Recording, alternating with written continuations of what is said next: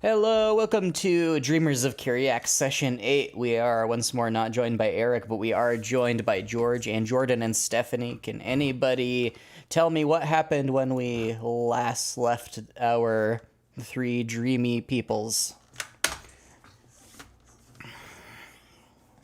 We wasted a lot of wishes.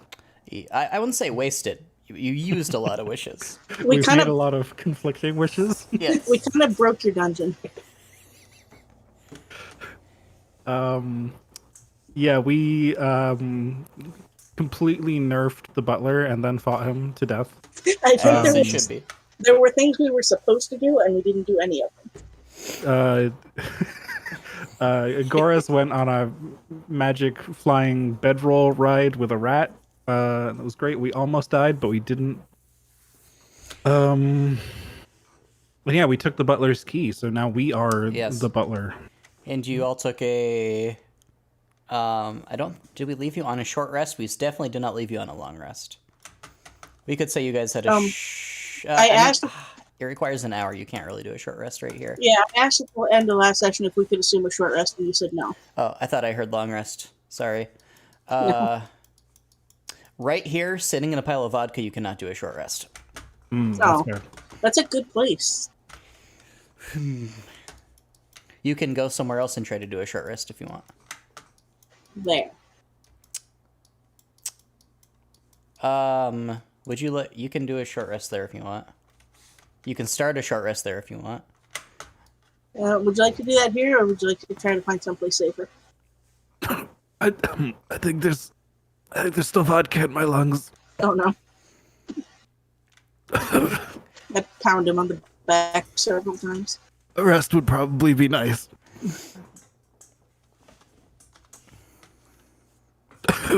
Oh, not in there. I forgot to put a token down.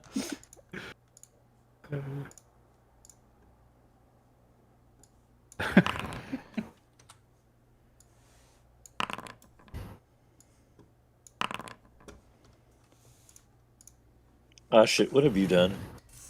Ah, shit, you open the door and you see a Fairlin Hulk sitting on a big old web, and you see a Fairlin drone. The Fairlin drone and the Fairlin Hulk see you, and their little tendrils begin to twirl. Roll for initiative. By which I mean I'm going to roll for your guys' initiative. No, thank you.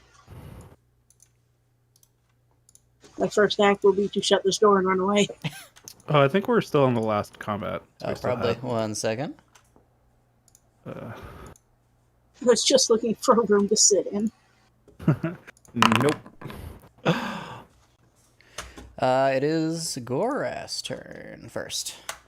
Okay. You see the two Fairlins over Ashit's shoulder. This doesn't happen. Okay, I'm going to double check the rules on twinning spells. All right. The cost sorcerer points equal to the level of the spell. Okay. I'm going to twin haste. All right. On my two party members. And I will be concentrating on that, and I will deduct those sorcerer points between turns. What does that do?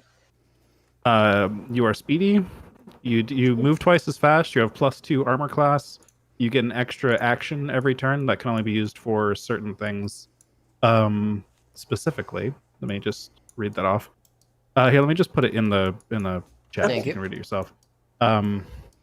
Advantage on dexterity saving throws. You can dash, disengage, hide, make a 1 weapon attack for, extra every turn.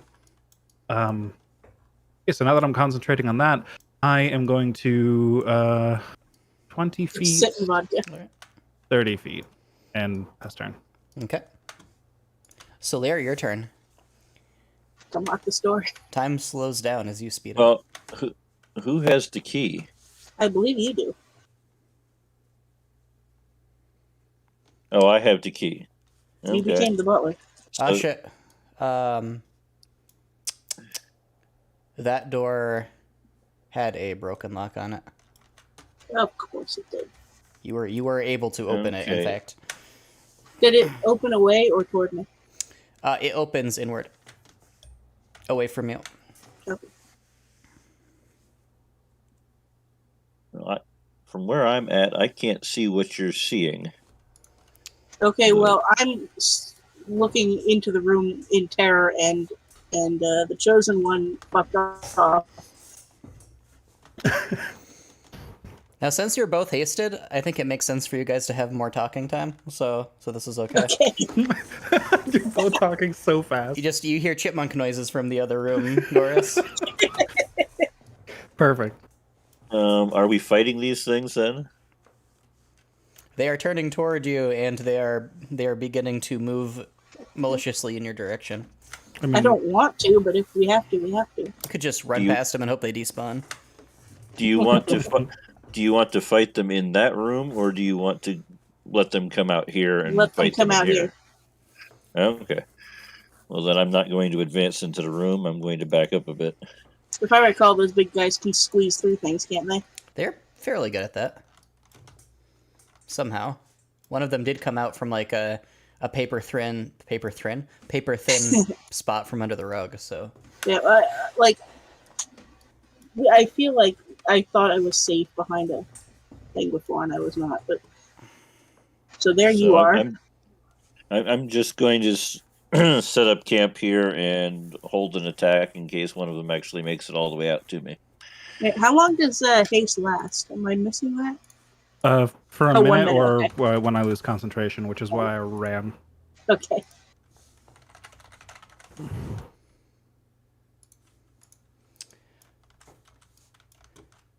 It's Solir moves.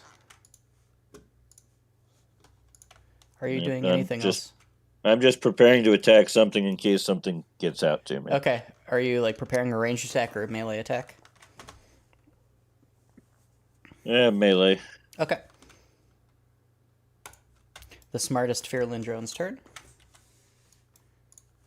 It skitters.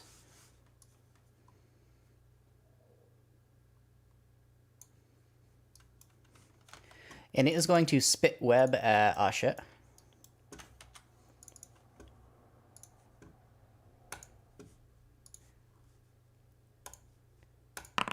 Does a 19 hit Ashit? Yes. All right, you suffer the restrained condition.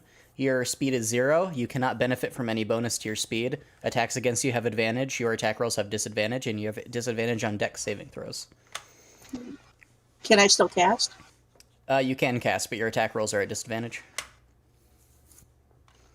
And it will do nothing else on its turn. It's the Hulk's turn. He do be incredible, though. And why did I give no vision to him? It's a good time for my strength to be an 8. Oh boy. So he was able to charge you.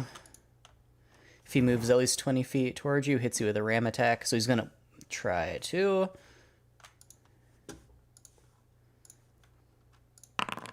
That's a 20. I assume that hits. Mm-hmm. He's just coming over to help try and knock you out of the web. So. Oh, that's sweet. So he dealt 14 bludgeoning damage, and you actually take another 7 because he charged, so it's 21 bludgeoning damage. Mm. And you have to make a DC 14 strength save or be knocked prone.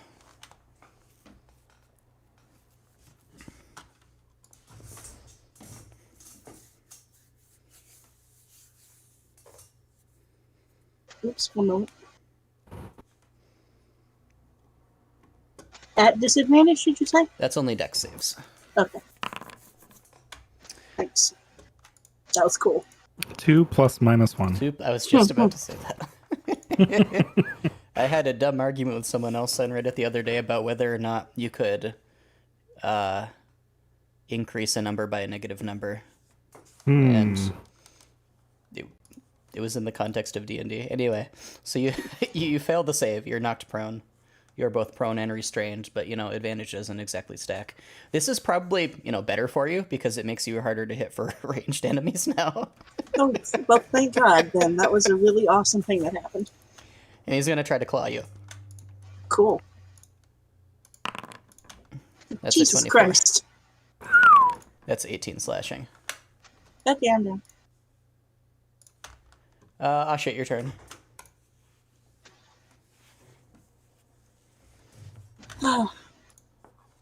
There's a death save button on here somewhere. There it is.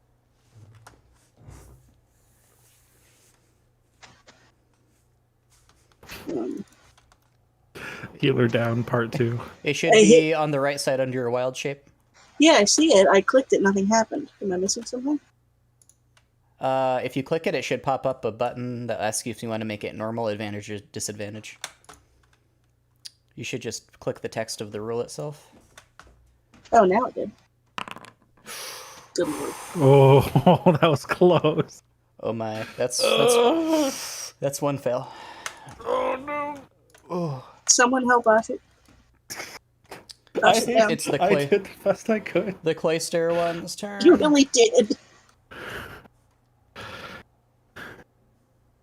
I gave you my best buff. It's okay. They'll just trample me on their way to you. The Claystered one Finish me is. off. Claystered one is going to occupy the same space as the big old boy, since the big old boy is so much bigger than it, and it's going to try to spit at Solir. And Solir, half cover requires you to be next to the cover. Is that right, or is it just if there's something occluding your sight? There's so many of these dumb rules. The rules are not dumb, but I can't remember which ones are War Machine and which ones are D&D. I think you need to be like within 5 feet of the intervening thing to get the cover bonus. I believe it's something like that, yeah. I do know that creatures in the way count as half cover, like Okay. but in line of sight. Asha is prone on the ground, so that's probably That not probably gonna doesn't count then, yeah. And honestly, the cloistered Fearlin is so big he's just sitting underneath him. I don't think that would count as it being in the way either.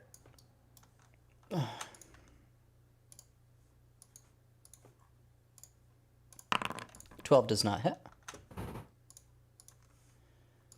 Goras, your turn. You hear whooping and screaming. Let's see. 10, 15, 20. 20. I'm gonna bonus action. Telekinetic grasp, wherever Alright. that is.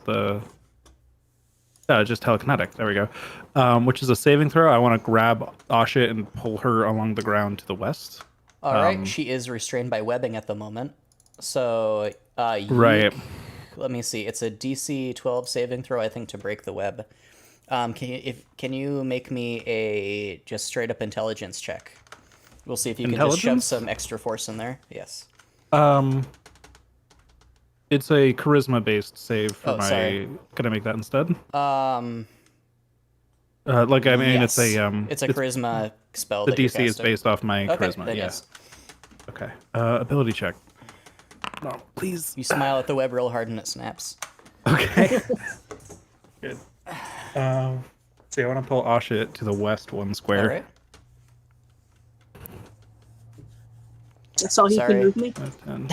That's all I can move you. Oh. Okay. It took me a second to Okay. realize I had to do that. I'm gonna go here, and then as my action, I'm going to expend a use of a healer's kit to stabilize Alright. Asha. Yay. Asha is stabilized. Okay, 1 healer's kit down. 7 uses left. All right. And 5, 10, 15, 20, 25. That was my movement. That was my action. That was my bonus action. So that's it. Not Gor. Solir, your turn. Am I 1 hit point now? No. You're at 0 HP Okay. and unconscious, I believe. So I'm all right. Okay. But you won't make any more saving throws. Thank you. Unless I'm wrong. Please correct me if I'm wrong, Jordan. I think they can still attack to add saves, but Yes, if they chose to attack. which would make her unstable again if yeah, they chose to attack. but by default, you're no longer bleeding out. But I'm still unconscious. I can't do anything. How do I wake up? Somebody wakes you up. Okay. I wonder if there's like a I think you Phoenix wake item up in there. like a certain number of hours or something, but we can Oh, we'll okay. figure it Yeah. out. So there you see Goras strain real hard with his telekinesis and just flop Asha over. Asha had fallen onto her face and she flops onto her back, and then Goras kind of like stoops down a little bit out of the way, kind of pulls Asha out of immediate danger, and then bandages up her very deep puncture wounds. What do you do? Well, first I'm going to move into that doorway. All right. You step in between So Oshit and the Fearlins. okay, so I get 2 actions and my bonus action, correct? Yes. So long as the second Okay. action is on the list. Wonderful. So I'm going to take 2 attacks then on the big guy. All right.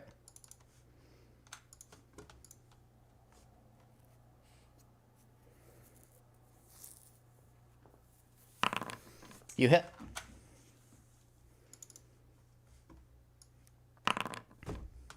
You deal 8 piercing damage. Lovely. You pierce the membrane of the skin and your rapier catches in bone underneath. Oof. You hit.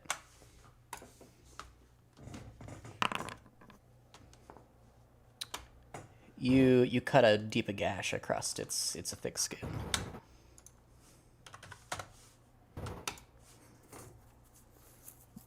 Now, do I get sneak attack damage on that being swashbuckler? You need to not have an ally within 5... Is it 5 feet of you or 5 feet of the target?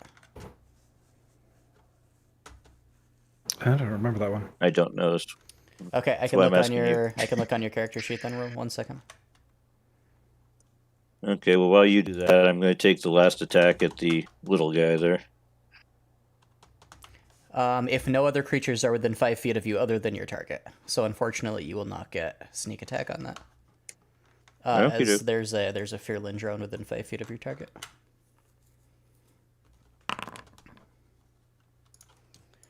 All right, you attack and hit.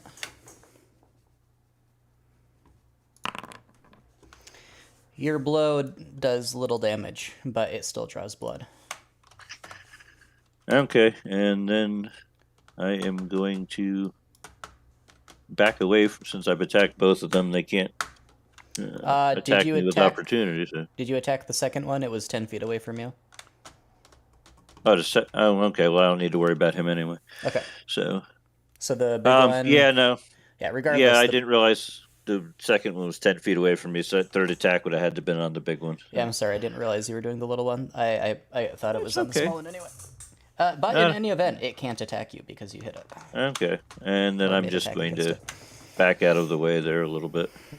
Back to my corner. Scoochy. You jump. I'm sorry. Why can't? Sorry. You jump in front of the unconscious old woman, stab aggressively, and then jump back out of the way. Stephanie, sorry I cut you off. Why so if the little one was, George. If the little one was 10 feet away from, oh no, because he's underneath the other guy, so he's next to him, not next to me. All right, gotcha. Yeah. And that's the end of my turn. Okay. It's the smartest drone's turn. Now let's see if the recharge is built in. There we go. It failed to recharge its web.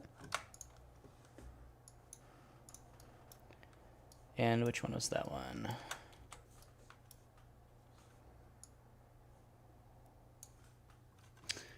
I don't know what that was. The Hulk's turn. The Hulk, despite your previous assumptions that it could make its way through very small places, it is not. It snaps and snarls, and then when it realizes it cannot get through the door, it backs away.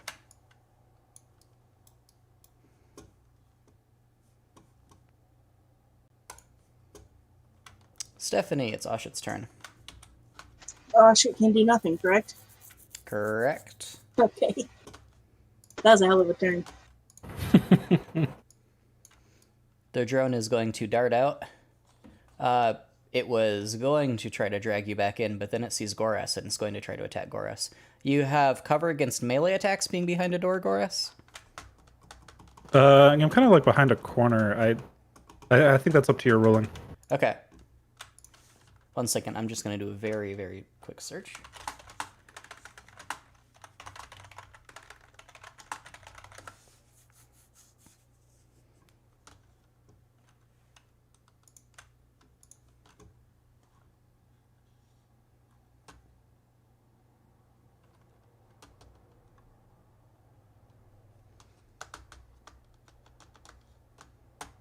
So you are supposed to use line of sight for determining ranged cover. Like you're not. I don't believe it's necessary that you're standing within 5 feet of your cover. So I'm gonna say that you'll have half cover for that. I can't see whatever's attacking me, so I don't know if maybe that's part of the. Oh, that's. Oh, weird. now I can. When I select Now I you. Okay. For whatever reason, it just showed up now, but I got it. Cool. That's odd.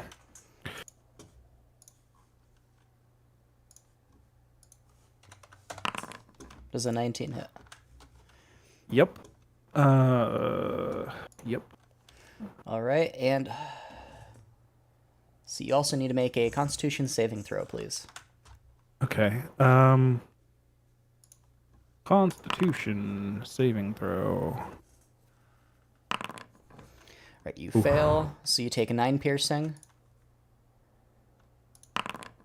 And 10 poison damage. Gorus collapses. Okay. And that breaks concentration, so now The beast is gone. Salir is stunned for a turn. Goras, it is your turn. One failed death save. Right. Salir, your turn. Well, apparently I'm stunned, so Yeah, you. can I do anything in that state? Stunned When is the- incapacitated, can't move, can speak only falteringly. Yeah, I misspoke. He's not technically the stun condition, but Okay. when the spell ends, the target cannot move or take actions until after its next turn. So I guess Okay, which well, bonus means, action is an action, I guess. Bonus actions cannot be taken if you don't have your action specifically. Right, that makes sense. Is there anything he can do? I think that's just a way of saying stunned without the stunned condition itself, essentially. Without giving Like, it advantage against the target, basically. exactly, yeah. Okay. And it's So I guess I'm just going to stand there in shock that both of my friends are laying down on the ground there. okay. The smartest drone is going to waddle over to you, Asha.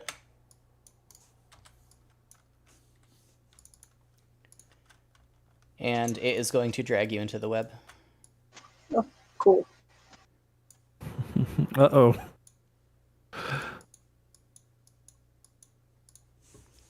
I played it. It's the caustic one's turn. He's just not a very nice person to be around if we're being honest. Stephanie, your turn. I can still do nothing. That is correct. It's the cloistered one's turn. It's going to drag Goras into the web. Whee! Goras, your turn. Oh. Death save. Nice! Very Back good. up with one hit point. You feel yourself being dragged by a Huzzah. spider, and you are just overcome with a sudden case of the heebie-jeebies, and that spikes enough adrenaline into your system that you wake up. Okay. I was not expecting this. You are being grappled by a spider currently. Yep. As you are grappled, you get no bonus to your speed, and your speed is 0. You can try to break out of the grapple. Is it just a strength check or is it an athletics check? That would probably be in the grappling attack itself, not in the... I'm gonna Misty Step. Okay, you can certainly just do that. I'm glad I took that this level. Mr. So Steppy. Everybody should always have Misty Step. 30 feet out. I can get here as a bonus action. From the spider's point of view, it's just like you lagged. Like, your position just suddenly didn't update. You're right back where you were, ish. Yep.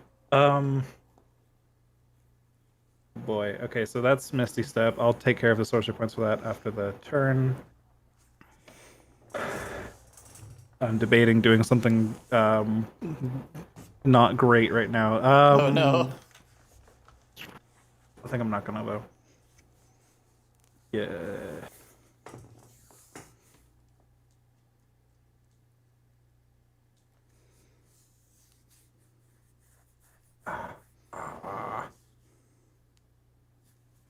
I can still see both those spiders, right? Correct.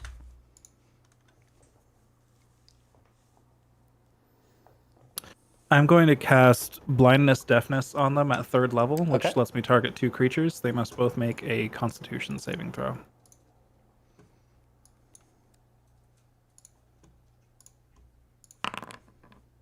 The Cloistered Fearlin fails.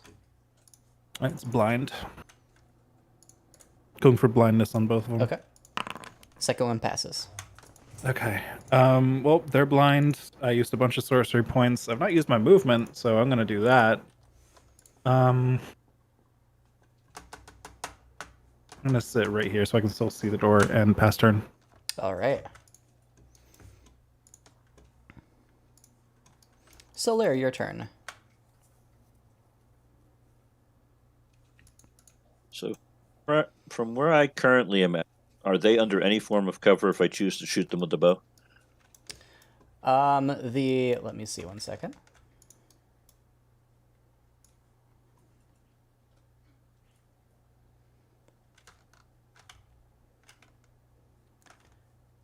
I wish there was like a laser measurer tool rather than the snap to a grid ruler. I'm sure there's an add-on I can get.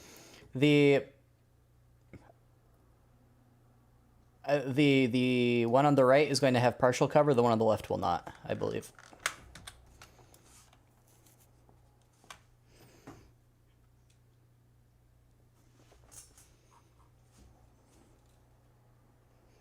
Let me grab like a piece of paper.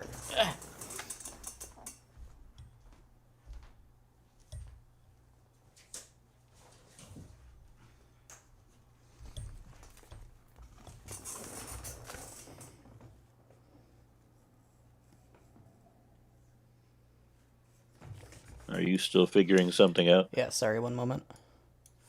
Well, that's okay. I just didn't. So otherwise, I'm just going to end up moving into the doorway and whacking both of them. I am looking up Dungeon Master Guide, page 250.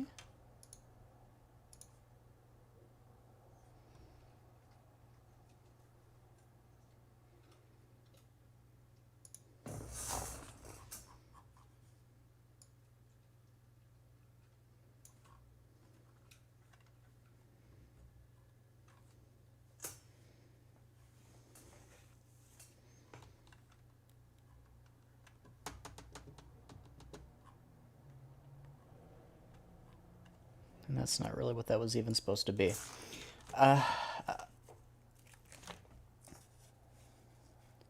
They'll both, no, one on the left will have half cover. The one on the right will be perfectly fine.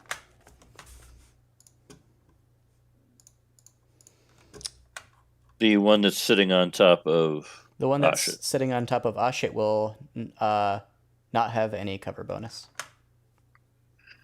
Okay, then I'm going I to don't know why I take said 2 perfectly shots at fine. that one. Okay.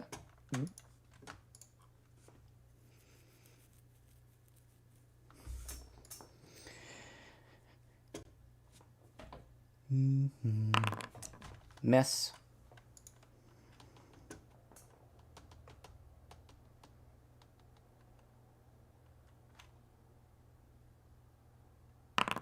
That's a hit.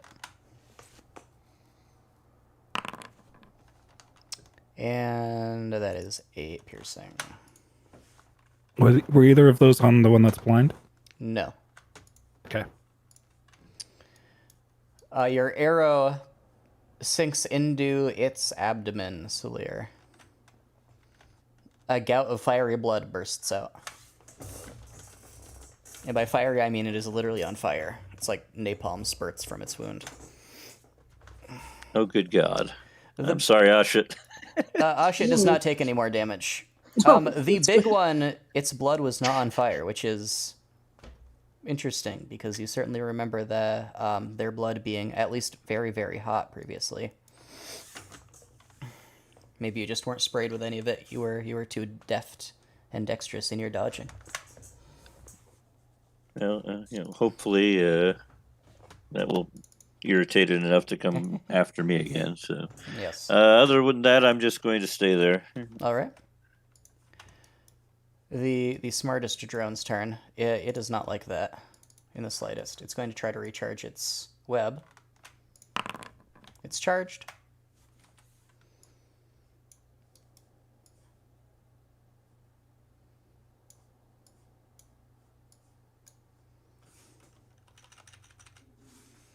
And it is going to try to web you, Salir.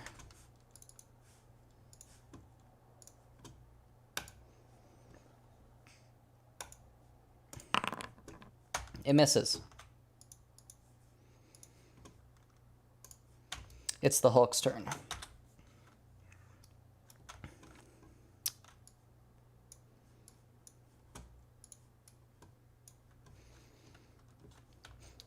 It slobbers disgustingly stinking slobber on the top of your head. Oh shit! As you're unconscious, you don't understand. I don't say you don't sense it. It's your turn. You can't do anything. The cloistered Fearlin drone. So it can't see. Is it able to try to save, or is it just blind until the end of the effect? Let me double check. At the end of each of its turns, it can make a repeated save. Okay. It stays where it is, and it's going to try to save. And that's Constitution. Mm-hmm. Was that DC DC 14? 16. 16. It fails. Goras, your turn. You see the Fearlin drone appear and spit a web that misses Salir. I'm going to frostbite it, so that's a DC 16 con save. Okay.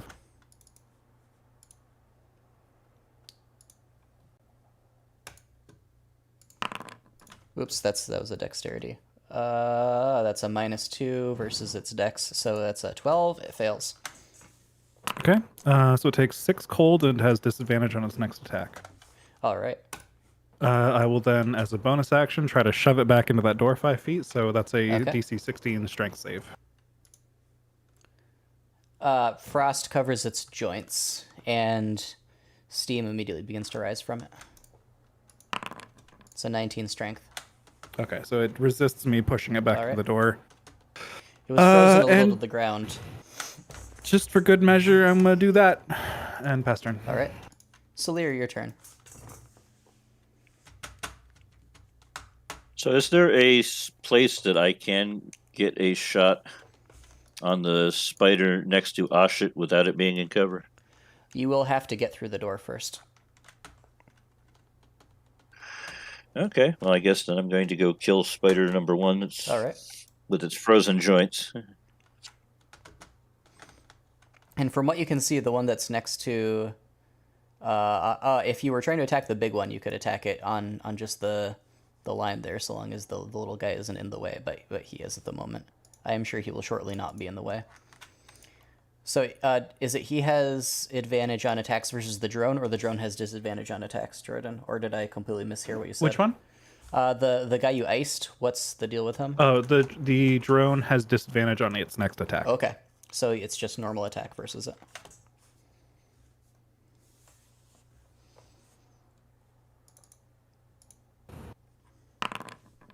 You miss.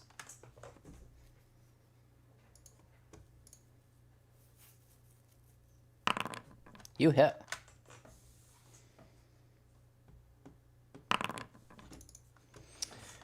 You stab, but the tip of your blade is turned aside by a big chunk of ice that has formed on its back. So this one I will have sneak attack on. Yes.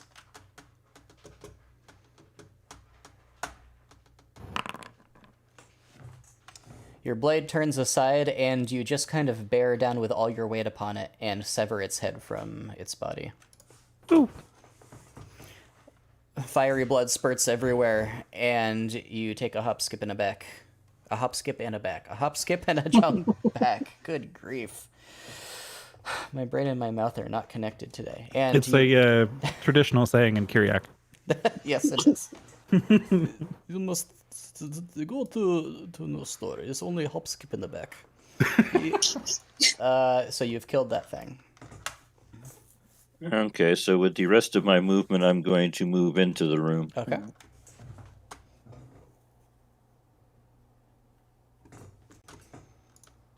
Do you do anything And else? that's that. All right. No, I think I'm pretty much out of things to do.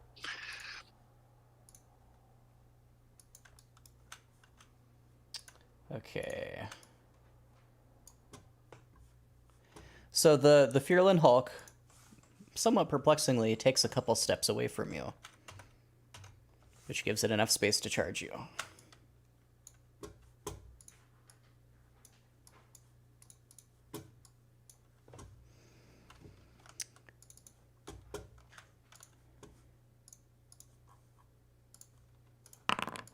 Does a 24 hit? Almost every time. That's good. Oh, it's actually not good. It's not good at all. I'm sorry. 13 bludgeoning damage, and then you need to make a DC 14 strength saving throw. And sorry, that's not 13. That's 20. Okay, I will use the uncanny dodge on that. All right. So that'll have that. Okay, so you only take 10 bludgeoning damage then.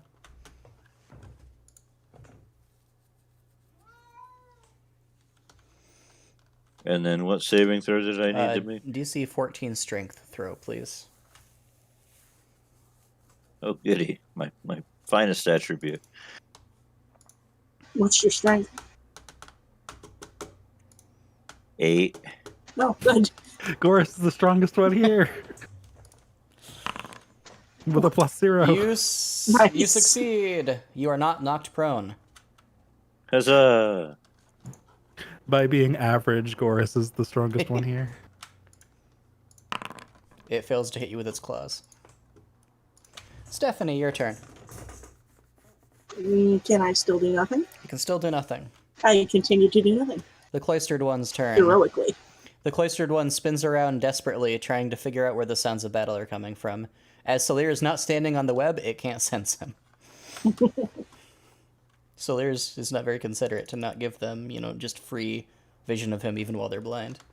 So it's going to make another con throw. And it is still blind.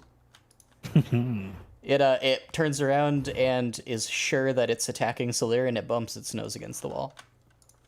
Goras, your turn. 5. Oop. 25 total. Oh my. Hi, Mr. McLeod. Frostbite against the Hulk. All right. That's a con save. Yep. Does that pass? That passes. He takes no damage.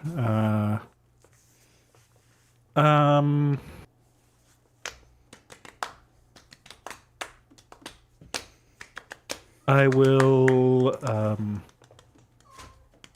bonus action do it again with quicken spell. Okay. Do it again, Bomber Goras. It There we crit go. fails. There's probably no crit effect, is there? Nope. But it takes 9 cold damage and has disadvantage on its next attack. I will then move here and enter. All right. Ice appears on its joints. Lovely. Solir, your turn. Well, I guess I'm just going to continue hacking away at this thing. All right. You will not have sneak attack against it because the drone is within 5 feet of it. I think that might have been the case last turn, but we're not going to worry about that. That hits.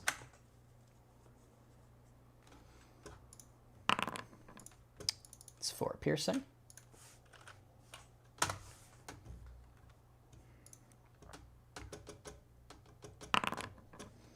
That will not hit.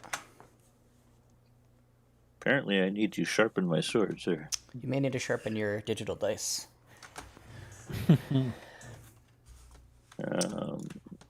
So I guess I'm going to move around it and try Okay. and draw it away from Ashit. All right. It will try to attack you. Are you going to bonus action dissing? Oh no, you offhand attacked, so you can't do that, can you? It can't attack me anyway. Oh yes, yes. You're You So are one I'm of going those. to end my turn there. All right.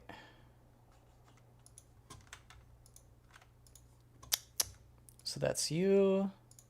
It's the Caustic Hulk's turn. It is in fact going to lumber away from shit. And is going to try to attack you.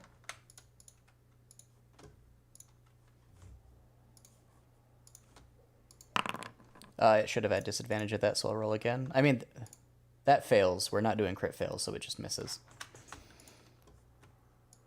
And it won't do anything else. Shit can't do anything. The cloistered dude is going to try to save.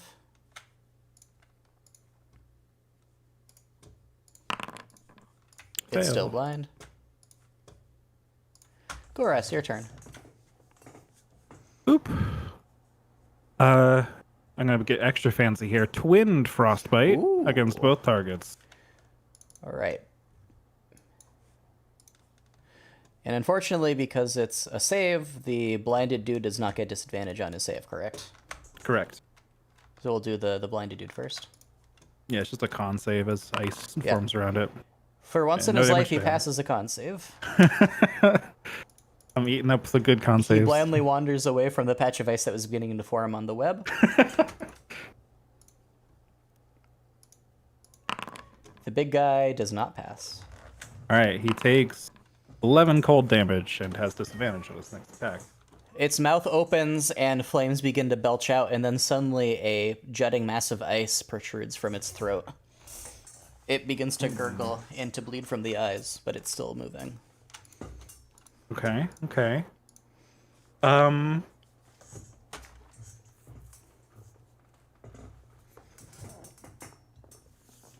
Bonus action.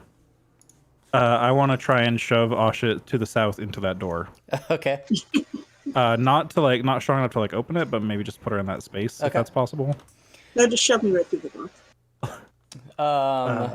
So do you want Throw to me into the roll water. charisma Please again? roll charisma, yes. Yeah, all right. Ability check. Normal. Asha is lying on Hey. essentially barbed wire. Hopefully nothing bad happens from this. Oh no. Asha, you're moved to the south. Nothing bad happens. Hopefully a natural 20 is delicate, but enough that I can... You carefully flip Asha like a pancake.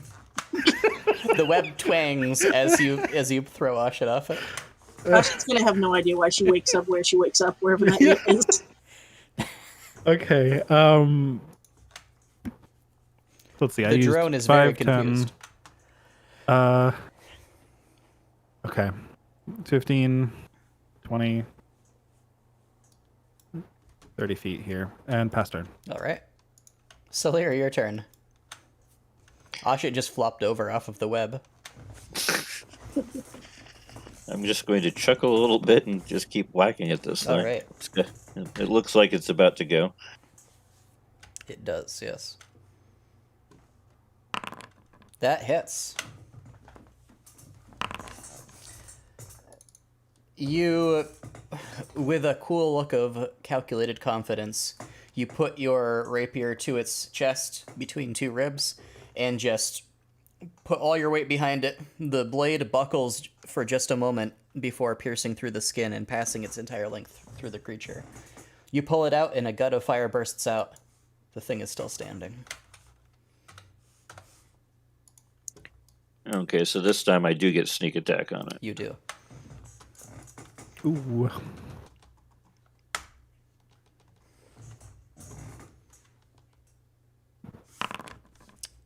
It had 1 HP left. How do you kill it?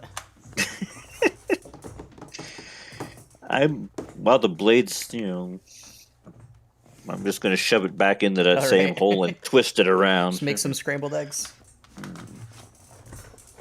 Excellent.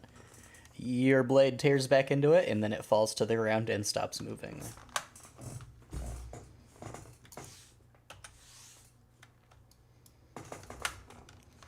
It disintegrates into napalm, and then is only a pile of ash. You are... let's see if the cloistered drone can save. It doesn't save. We'll assume that you execute it unless you want to do something else with it. I was not planning on taking it prisoner. So. Okay. Between the two of you, you can kill it without expending any more resources. Yeah, okay, cool.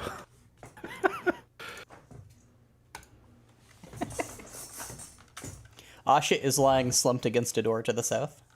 It's like I hear him. Celia, did you see that? I did that thing that you did before. I tried really hard to see if I could teleport, and I did it. I don't think. Did I see him do that? Well, yes, I would have had to You because saw he him appear in teleported. thin air, yes. Yes, you did very well, chosen one. Thank you. I apparently I'm a quick learner. Who knew? I still don't know how to read. Maybe I'll try really hard on that one sometime. But And I assume you are the one that kept moving Ashit around. I tried my best. Yes. You did very well at keeping them distracted. That one stayed down there in that web, completely baffled. Yes, I made him blind, and you did very well at stabbing things. They're very well stabbed. There are several piles of napalm blood just burning on the floor around. Okay, I'll gingerly walk over them and try to lift Ashit and carry her out of this web. All right, you're able to do What that. what are all the little white circles on the floor here? Those are fat, stubby candles that have all been burned almost to the nub. Okay. You examine put- one and you don't find anything special about it. It's a tallow candle, I believe. Just lay Asha down in the middle of the room Okay. here, away from the web. Well, I think she'll hold for now, but it might be some time till she wakes up. We could just try to defend this room, perhaps. To the north, you see an unlocked door. At least it doesn't have the locking mechanism you've seen on the other similar doors. To your right, you see a double door with the butler lock on it. The super butler lock. I feel like opening doors right now would be a bad idea. I'm Do you think we pretty sure should- Ashit would agree. Do you think we should take Asha to another room closer to the entrance, or do you think we can just barricade this place up? I'm not really sure what would be the best idea here. I'm not sure any one room is better than another at this point.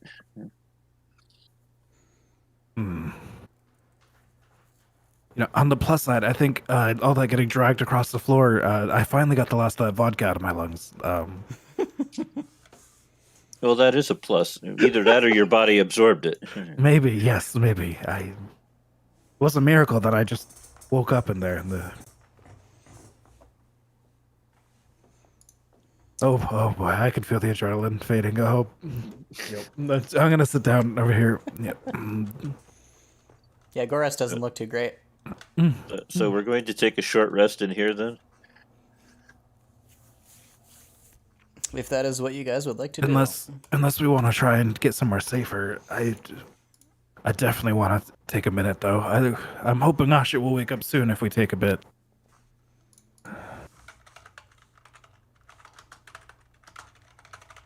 Okay, well, here seems to be as good a place to rest as any. Just looking up how long it takes a creature to normally return to consciousness. They will gain 1 hit point after 1d4 hours. So, Stephanie, can you please make me a d4 roll to see how long it would take you to just wake up on your own? Alright, so it would take 2 hours. So your short rest would have to be that long. I'm gonna close this door. Yeah, I don't think we have any place to be, so... Does this count as short resting? Can an unconscious character short rest is a very good question. That is a good question. I mean, what's the difference between this and a nap, really? The brain damage. That's fair. So how do I use hit dice again here? You on your If you hit the short rest button, it should come up with a prompt asking you how many hit dice you want to use, I think. yes. Yeah, let's wait until we see if we successfully complete it though. Yeah, I was just curious. I couldn't remember how to do this. Yeah, fair enough. As I'm pretty well beaten up at this point. 1 hit point over here. Help. I'm not that beaten up. I still have 26. Yeah, sorry about that. I was just looking for a place to rest. Jeremy Crawford, though since 2019 his texts are no longer canon, since they clarified all the errata in errata, he still said a long rest requires you to have 1 hit point at the start. A short rest is no such requirement. Neither rest requires consciousness. Oh, there you go. The 1d4 hours seems kind of pointless then, but you know. Right. Yeah, let me read down and see if he talked with anybody about that. I have to imagine somebody would have mentioned that. Someone says, wouldn't that auto-nullify the 1d4 hours of unconsciousness? And he says, well, you're spending hit dice. If you had no hit dice to spend, you would be unconscious for 1d4 hours. Okay. Cool. Warlocks can still recover their spell slots after an hour of being unconscious. Their patron just opens up their head and shoves the spells back in. Interestingly, I don't think monks can, because monks specify that they need to spend half an hour of a short rest meditating. Because, monks needed a nerf like that. Exactly. So, Stephanie, if you spend at least 1 hit die, you will be able to finish your short rest in an hour. Okay, so we are accomplishing short rest? Yes. Nothing intervenes? Nothing will intervene. Ooh.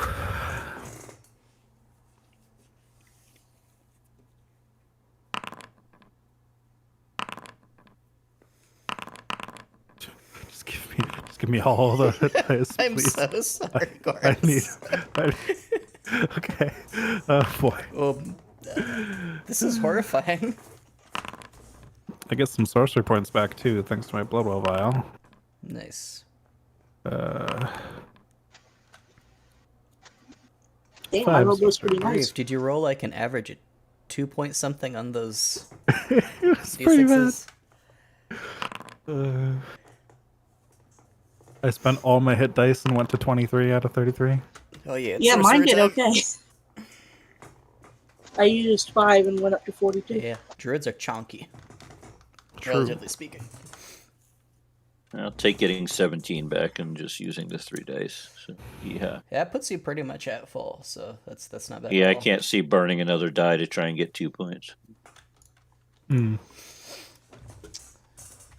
An hour later, you guys have finished tending to your wounds and resting up. And while you're already sleeping, apparently, you finish your short rest. What do you do? Your environment appears unchanged. The napalm has gone out, at least. Well, I feel a bit better after that. Should we keep taking a look around then? Well, I'm not opening any more doors. You may find it hard to take a look around without opening doors. Well, one of y'all can be first. I am the doorman. You know this.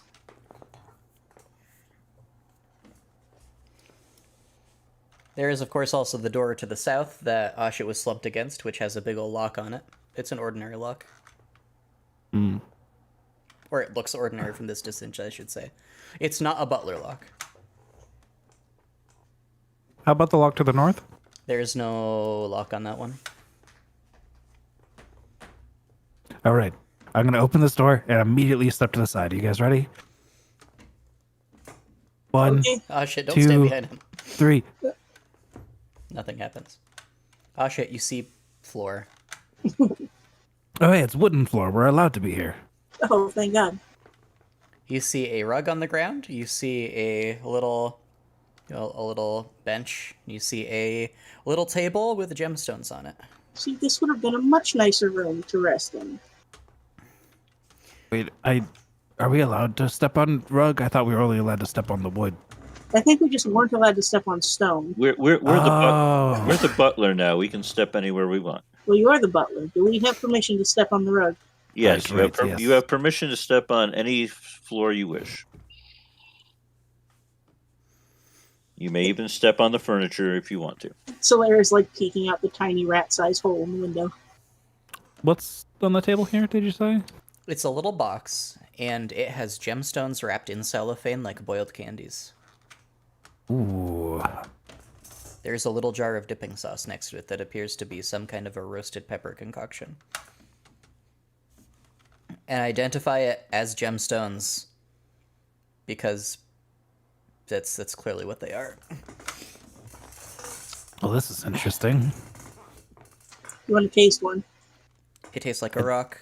The sauce is very tasty, though. That sauce smells really good. Mm-hmm.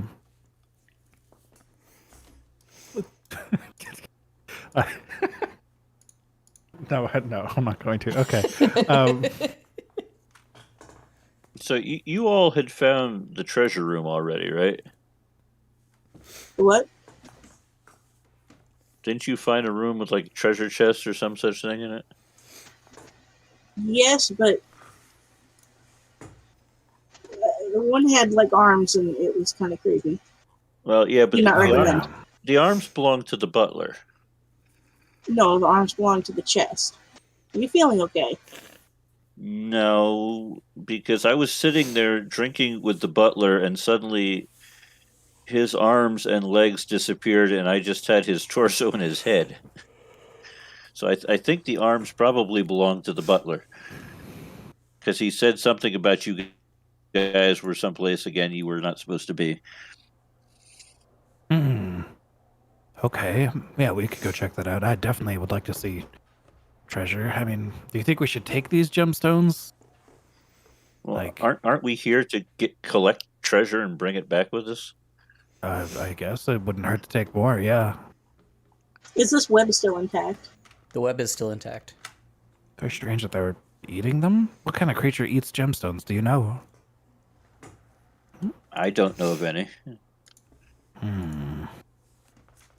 I have no bladed anything. With my Monster Hunter background, do I know anything about a creature that would be You doing are this? all monster hunters. You can all give me history rolls if you would like. Actually, -2. I say you all. I- Ashit's not a monster hunter, is No. she? All right, you do not recall. You have heard that dragons eat their treasure, and that's why they collect it. Goras, that's what you've heard. This must be a very small dragon to fit in here. Solir, you do not recall anything different. You recall the same legend. Neither of you have fought dragons. I thought dragons would be a lot bigger, but if they fit in this door, that's kind of... maybe they're not so bad. No, the only reason I asked about the treasure was, weren't we supposed to come pick something up for the blue guy? Oh, yes, good point. Oh, I will also grab these gems. Okay. So I'll just There add is- assorted gems. or- There is 1 diamond, 1 ruby, 1 sapphire, and 1 pearl. I guess the pearl isn't really a gemstone, but you know. Sapphire and 1 pearl. Yes. Okay.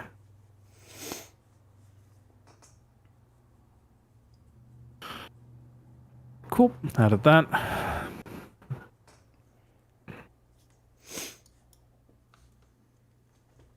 Can you take care of this door, Solir? I just tried to move it with my mind and it didn't budge.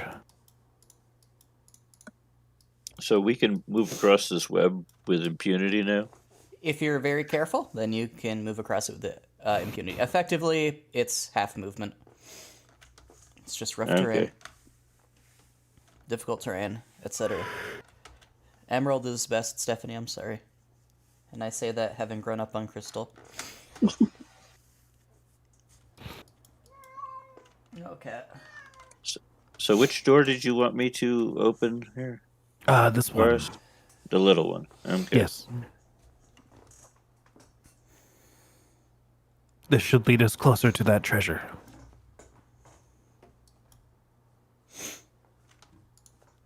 This door has a simple lock on it, Solir. You think you could get it open fairly easily with your thieves' tools? If you would like to, just give me dexterity with proficiency, please.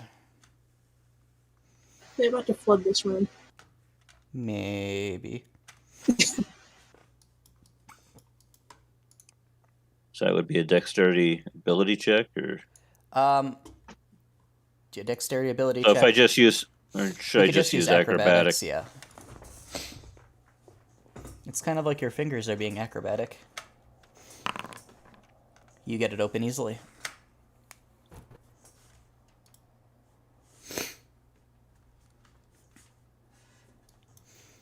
And the floor dips down, and you see bluish purplish water. Wow, it looks so much smaller. Water is never good. Does it look smaller? Do you wash it? You're my way. I can't see nothing. Oh, yes, of course. And right here, I'm going to call a 2-minute break, and then we can be right back. Okay. All right. See you guys in a couple. Okay, so what do you mean it looks smaller?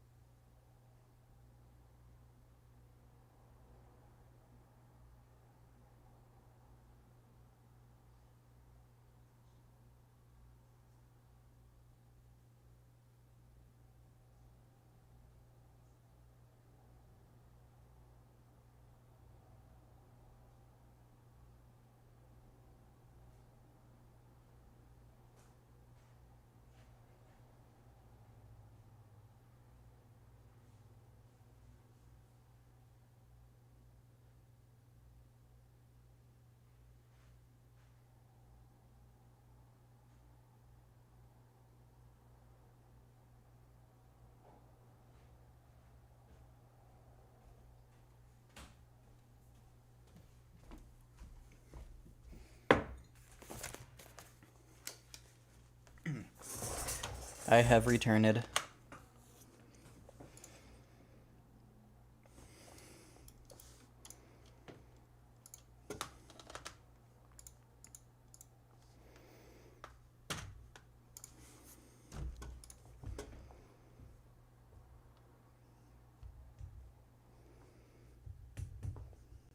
I am back. Yay. Welcome back. Yay. This is something I had not considered before, Jordan. The question of how much someone can customize their PHB race with Tasha's customization and still be able to have access to racial feats. So Steph will be back in a moment. She's just preparing chips and Okay. salsa. There you go. So she will be right there. Yeah, Tasha's did a lot for flexibility of Yes. characters. It's great.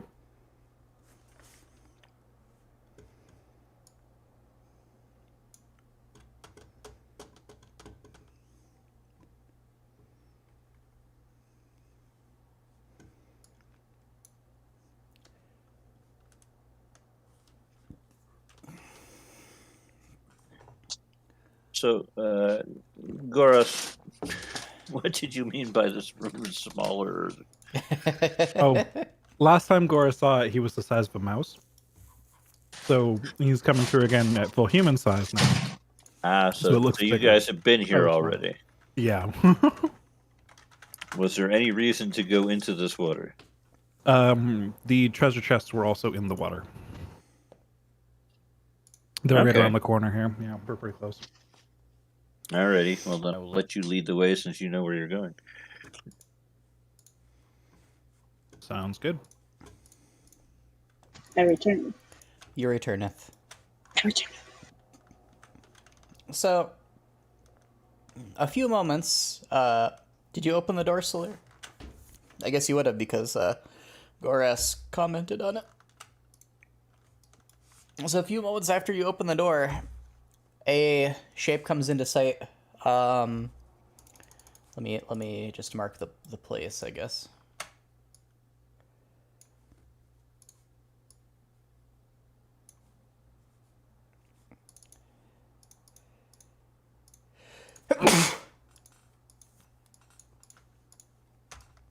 It is a glowing white cube.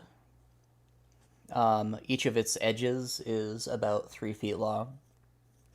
It is hovering in the air so that one of its points is facing directly upward. It is spinning slowly.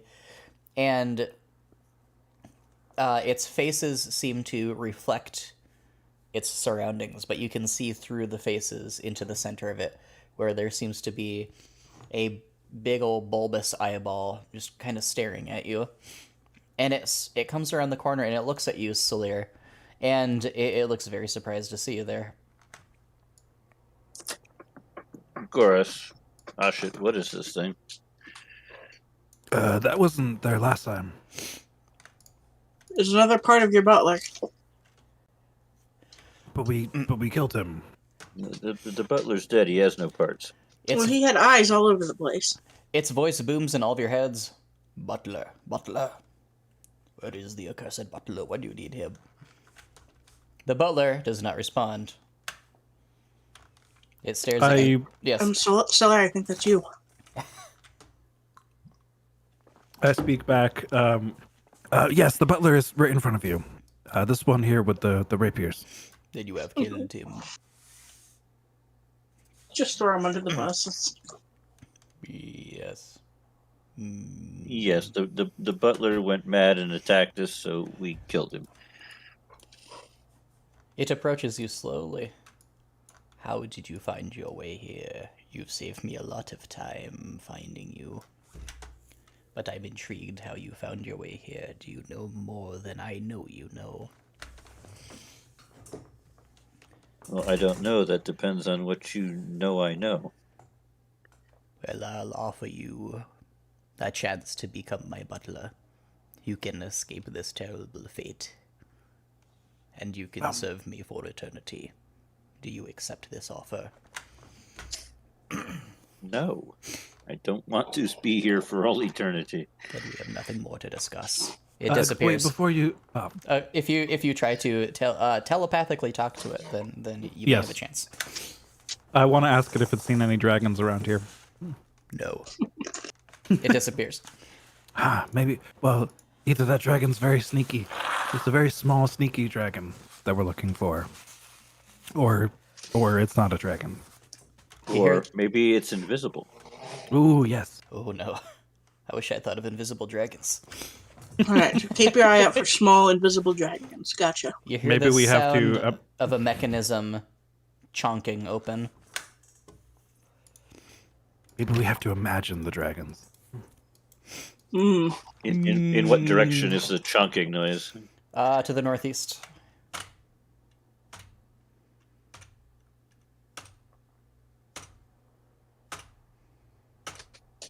Oh, should we follow from that, or the should double we- doors, whatever great big thing is inside there?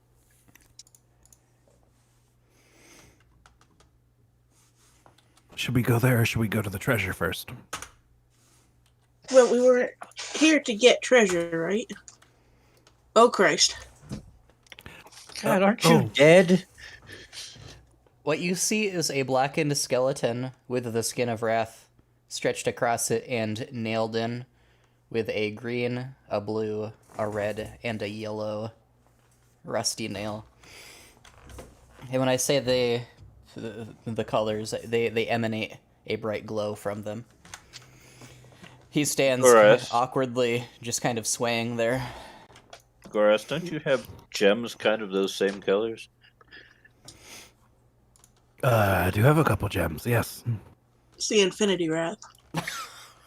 Rathnos.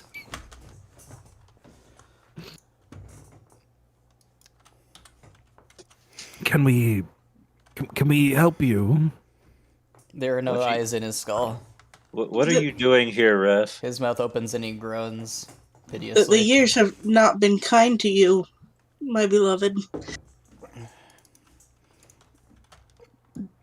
His hand raises slowly and twitchingly, as if it was raised by a puppeteer string. And directly in front of you, Goras, appears... Was it a spoon? Was it a belt? It was whatever he used to beat children with. Whatever was handy. There we go. See, Goras, you were right all along. He set these things up as a test for you.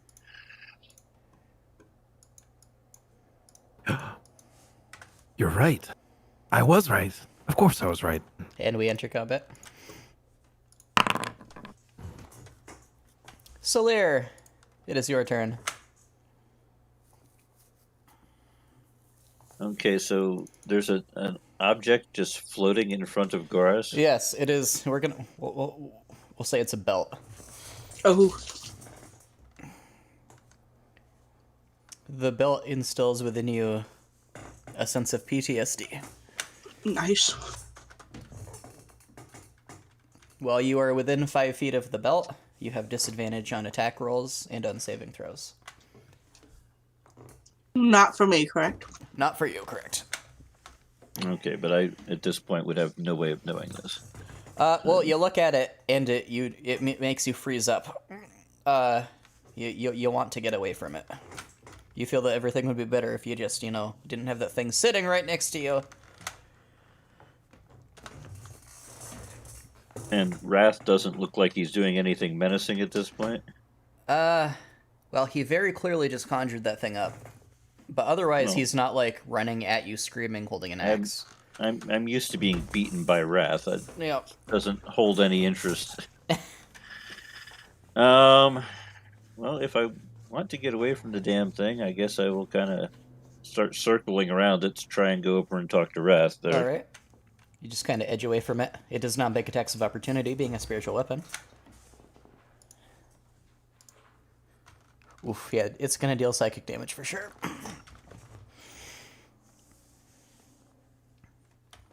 The Wrath allows you to approach it.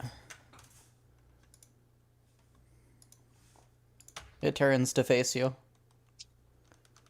Black slobber drips from its black teeth.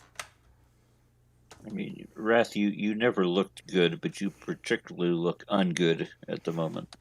What are you doing down here? That's about all the speech that you can manage in this turn. If it does not respond amicably, will you do anything else? No, I don't even have a sword drawn at this point. I'm Okay. not trying to provoke him. Very fair. Then is that the end of your turn? Yes. All right. Goras, your turn. All right. Goras is going to Tasha's mind whip All right. at Wrath. Does he make an int save? Yep. All right. So I point at him, and then just instead of out of my finger from pointing, it just like beams of energy come out of my forehead towards him. He fails. All right. So he takes 7 psychic damage, and on his next turn, he must choose movement, action, or a bonus action, and only gets that. All right. He kind of shudders and twitches more sluggishly than you would expect. And then I'm going to and pass turn. All right. It's Rath's turn. He only has his action. And he is going to use that action to...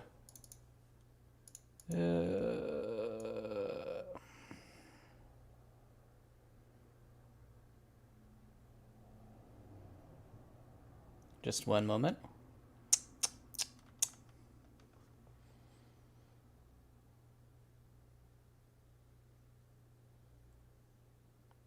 Did you not give Wrath inflict wounds? What kind of a bitter old cleric man is he?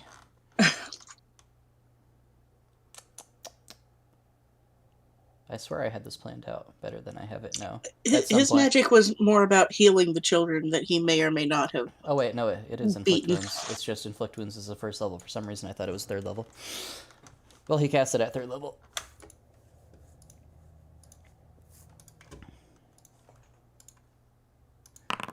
And does not hit you. It is Oshit's turn. You see him lurch out with both hands and try to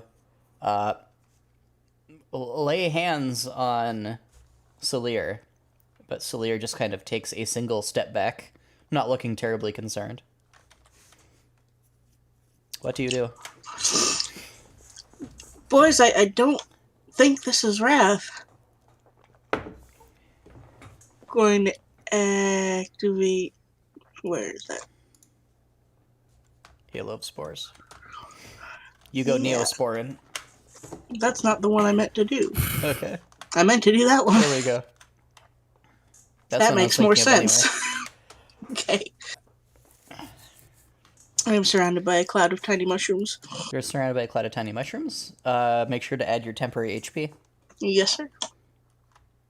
And... That was all. Okay. You're not using your Halo of Spores? It has to move into your space or start its turn there. Okay. Yeah, it's a reaction. Okay. I think that might be 30 now, by the way. 30 temporary What HP. now? Circle of Spores. Oh. I don't think that number went up when you leveled up for some reason. It doesn't say it goes up at level 6.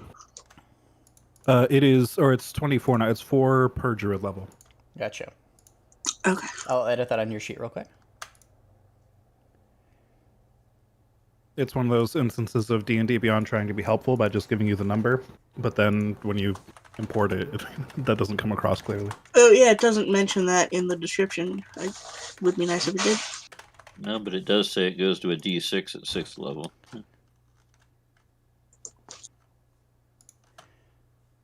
Alright. So that should be 24 temporary HP. Okay, sweet. Thank you. Okay, so you burst into spores, and that's all you do? Mm-hmm. Salir, your turn. Wrath just tried to touch you, but it didn't work. He's a slow old man.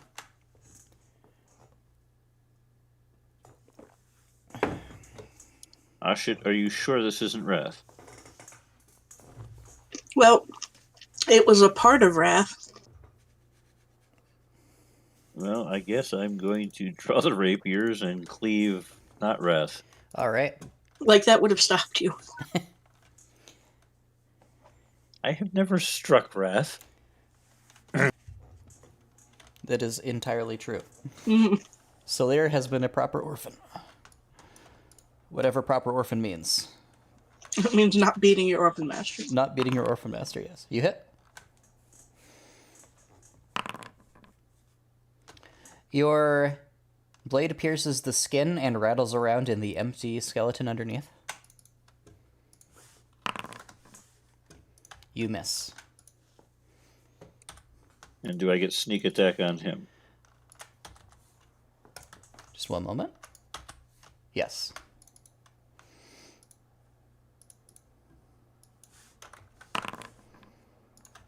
All right. Good God, could I roll something besides like crap for damage? I'm really today? sorry.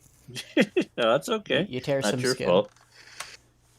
You did delete the butler last game, at least. That is very fair. I think you used up all the damage rolls. Goris, it's your turn. Okay, Goris is going to finally put into action a plan that he has been working on. His entire life. He grabs the belt around his shoulder, pulls it down, revealing the bandolier of vials of oil. Oh no. He pulls one out, and he's going to catapult it at Wrath. All right. So that is a dexterity save, Okay. Wrath. That will. He passes.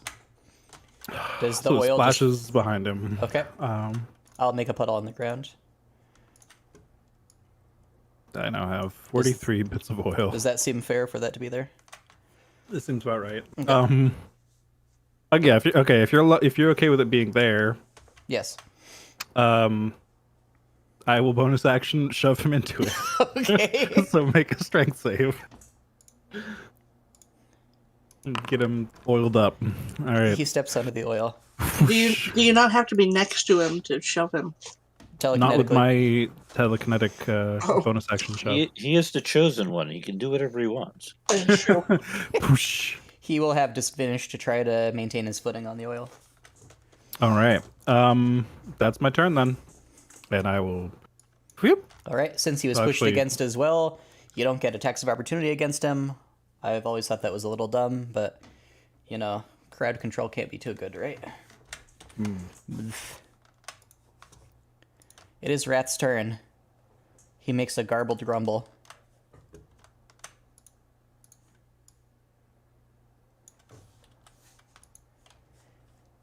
He moves the spiritual weapon up to you, and I need to grab spiritual weapon.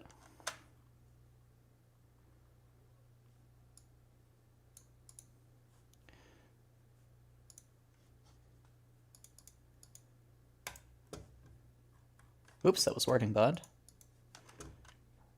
Is he not within 10 feet of me still? He is within 10 feet of you. Yes, he's got to make a save in something. Let's do that first. He has to, is he just take damage or is it a con save? I use my reaction to do a 1d4 necrotic damage. Does that increase to a Unless D6? unless it exceeds, yes. Unless it succeeds on a Constitution saving throw against your spell save DC. All right. Does that deal poison damage? Necrotic. Okay.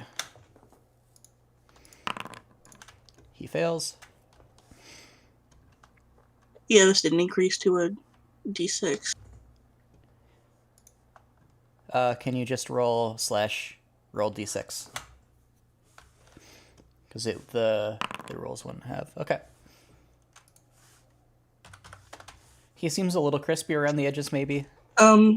It's increased by 1 at level 6, so it's 2d6s, right? Would it just be 2d4 then, rather than going up to a d6? Oh, never increases mind. 2 I'm d6, dumb. not by 1 d6. Yeah. Gotcha. Sorry, I'm Okay. stupid. So that is what it is. Now, spiritual weapon. Where did it go? Oh. You do have symbiotic entity up though, which that does double your dice on Halo Spores. Oh, that's why I was thinking that then. So you can add Yeah. another d6 to that. My bad. I was trying to remember the last time I played a Spores Druid. Get to hit people with a great sword for reaction. Nice. Your spores do not seem to be doing much to him. Little spores are taking root in his skin and then falling back off. Oh, The spiritual weapon misses you, Soler. Such a pity. You know, it's the first time he's not managed to hit me with that thing. He's going to try to Sacred Flame you. You got to make a Dexterity 14 saving throw at disadvantage.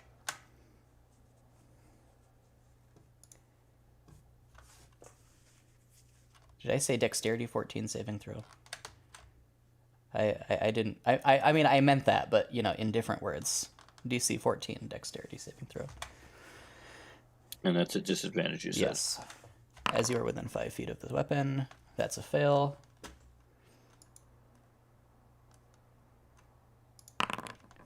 Did that scale right? Yes. So that is a grand total of 3 radiant damage that you take. So does that get halved as well, or not? The would the damage get halved on a? Yeah. Do you have an ability that lets you take half damage on saving throws as a rogue, right? Just attacks, I believe. Okay, if it's just It attacks, just that says wouldn't apply. attacks. Okay. I mean, not that it matters. We're looking at a difference of what, 1 point? Right, 1 point of damage. I was more curious than anything else. Yes. Stephanie, your turn.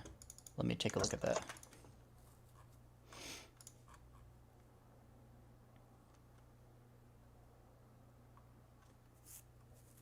So I have kind of a stupid question. Okay. I have a stupid can- answer. I can use Halo Spores anytime, right? I don't need to have anything active, or it just is a reaction. When a creature you can see moves into a space within 10 feet of you or starts its turn there. So that's the trigger. Okay, so it's just something that I can do anytime. You can do anytime so long as you have your reaction and when one of those two things happens. When Okay, it moves into the space or if its turn begins and it is in the proper space. Gotcha. I've never done much with reactions, so Gotcha. They're fun. It's I fun will stuff. move here. All right. I don't know what you are, but need to return my husband's remains to its resting place. It does not respond. You miss. I have two of You those, miss. right? I believe Cool. so. Well, that was effective. Slightly less impressive than I intended it to be. You are casting with a -1 charisma. That has nothing to do with it. When you take the initiate spells, are you allowed to choose which casting stat you want, or are you forced to No, take the appropriate one? It has to use the right one. Gotcha. Yep. Ashit's trap card is shrooms. Mm. Solir, your turn.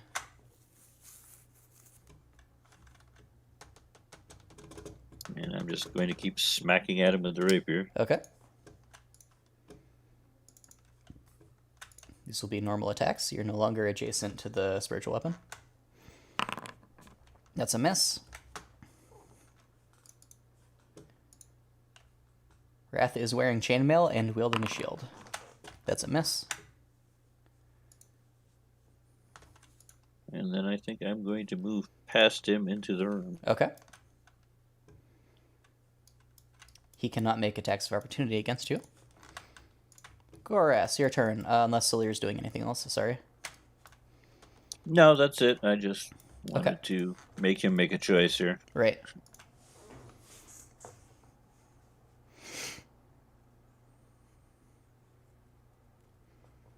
Firebolt. You do not hit. Oof. Okay. Pass turn. Gory comes out. He's like, "Yes, the second part of my plan." Goras? Enthusiastically flings the firebolt, but he's a little too dramatic about like how he throws it, and it just goes wide. I'm imagining that he keeps trying to hide behind the door while throwing things while not looking at them. Exactly. He's just very has some- scared. Yes. Every time he comes around the corner, he sees his belt or whatever, and just gets scared, and then like panics, and then goes back. All right. Wrath's turn.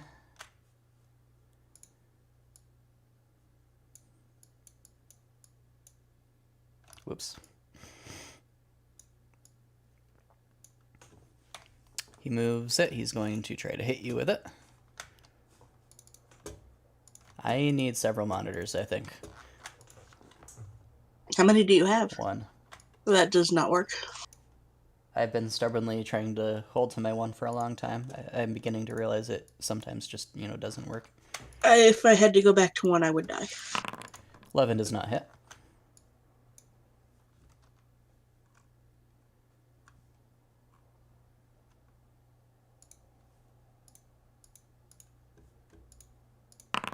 He crits with inflict wounds, Solir. This is an attack roll. Uh-oh. This is going to be ugly no matter what. Well, thank goodness it's an attack roll. He finally lays his hands on you and A bunch of just spiders made of black energy pour from all of his orifices, and they pour down his arms from his sleeves, under his fingernails, and jump on you to start biting you. Maybe your uncanny dodge lets you only get touched by one of the hands. Either way, that's ugly. Yes. Yeah. Ashe. Ah, shit. That didn't look too pretty. No.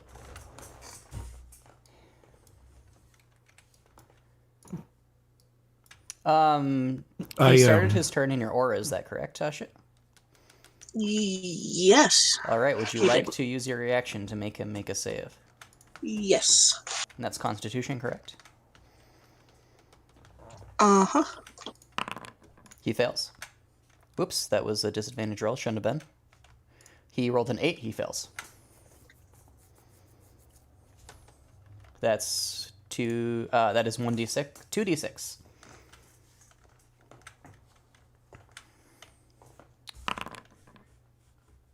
Once more, your spores don't do much to him, but some of his skin flakes to the ground. No, they are tiny baby mushrooms. Yes. Were you going to use a reaction of some kind, Jordan? Nope. Okay. Alright, well, I was going to get up close to him, but I'm not now. What's the range on your thingamaboo? Your super sporin? If you stay where you are, will he take the damage again at the beginning of his next turn? No. You may want to move just a wee bit closer. Maybe not. I don't know. It depends on how much you like living. Well, I'm going to throw this at him first. Okay. Eldritch Blast does not work. That does not work either. Christ.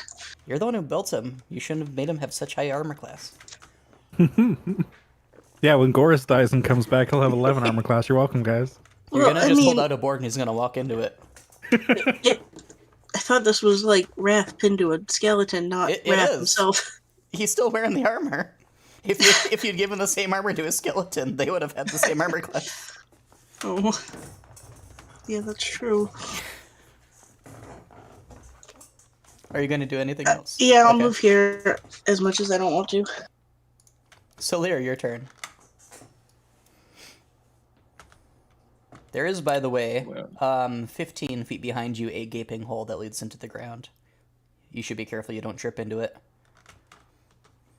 Hell, at this point, I might dive into it. You give it a glance just to assess the situation. You cannot see the bottom. When has that ever stopped us? It really hasn't.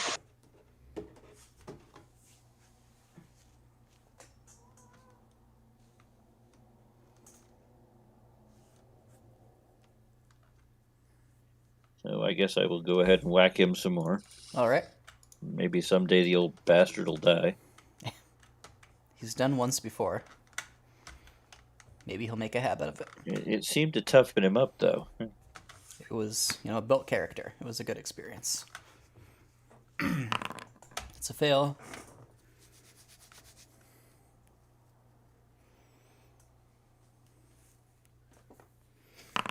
That's a hit. Huzzah!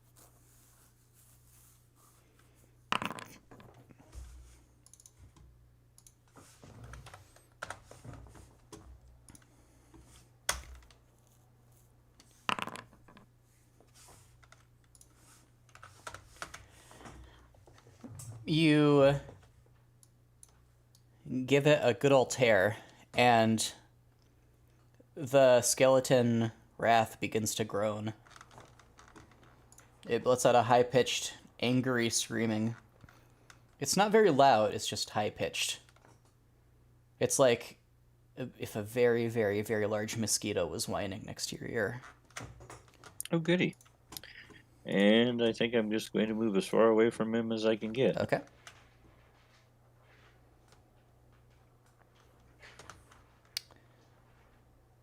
Goras, your turn.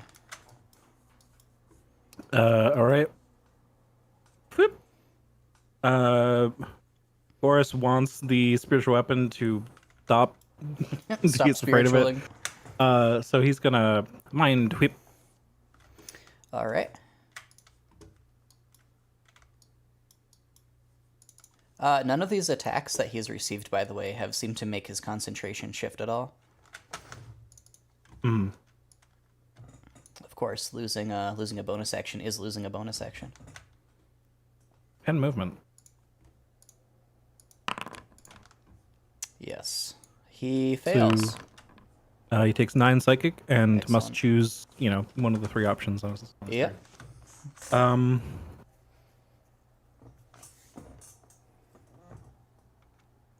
Not that spiritual weapons Goris concentration will- anyway. Right, yeah. I'm just trying to make him slowed down a bit. I will also pass turn. That's it. All right. The nails that are holding the skin onto the skeleton lose their light and fall off. And give me one moment.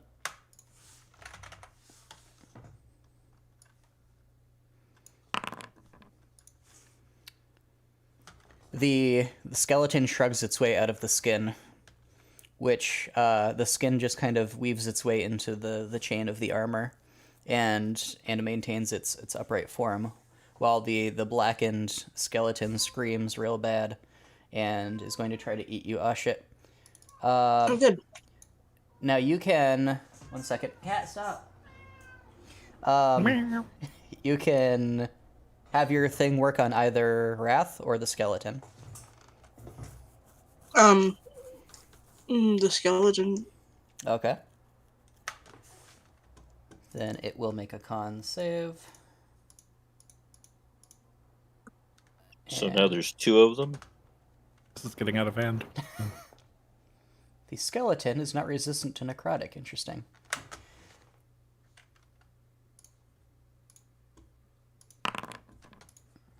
It fails.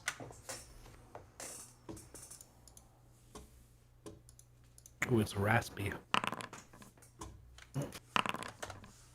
Oh, darn it. I forgot. Yep, Sorry. it's fine. Ooh. Nice. Your that's spores a roll. dig into the skeleton and just crumble it to the ground. So that's just what they were looking for. And the Wrath himself is going to cast...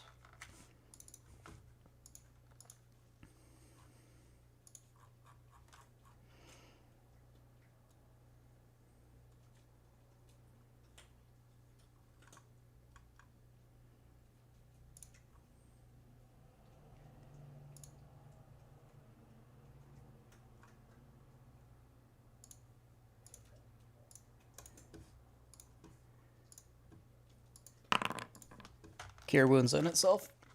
Oh, nice. Its flesh bubbles and reforms. It seems to stand a little taller. Stephanie, your turn. There is no skeleton within it, and so it just kind of glomps in a candle-like tower of flesh. That's pleasant.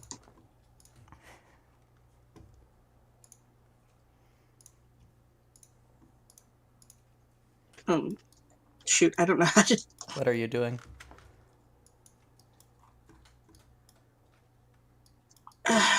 I'm trying to measure the thing and not measuring the thing right, because I've never done that with this. What are you trying to measure? I'm trying to measure a fairy fire square Okay. with him in the lower left corner, but I did not do that right. Okay, you can move the square afterward, I believe. You just have to... There we go. I made Okay. I made 2. I'm good at this.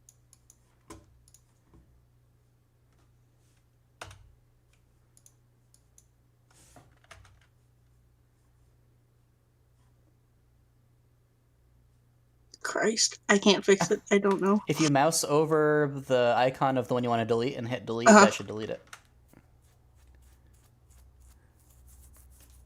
I had like 3 there. I'm not sure how that happened. Okay, so you are fairy firing. Yes. All right, and that is advantage to attack it, and it can't be invisible. Yes. Excellent. Are you doing anything else? No. Salir, your turn. It's a lot easier for you to hit this thing now. Back in we go.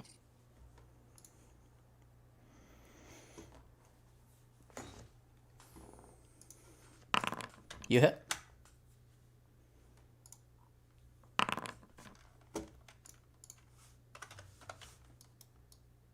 Right, and you have sneak attack.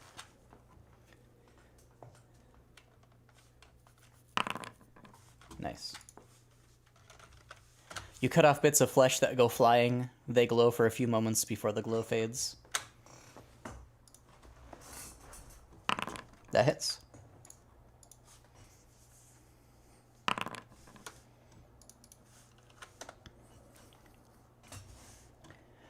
Your strokes pass through the flesh, and if the pieces don't go flying, the flesh seems to reknit itself after a few moments. Do you do anything else? Just Goras. back away from Okay. it. Goras, your turn. Goras is gonna frostbite. Okay.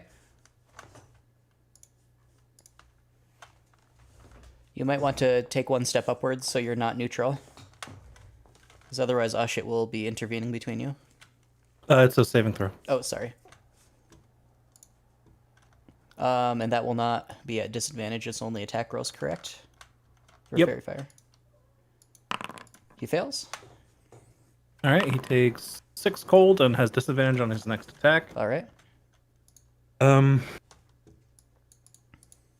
I would like to do nothing. Okay. Pass turn. Rat's turn. He's going to move the thing.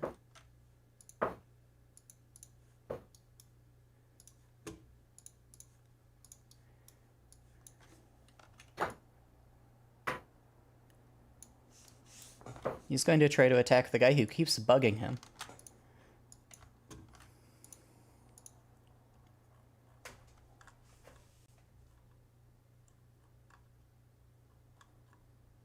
If I can find the spell.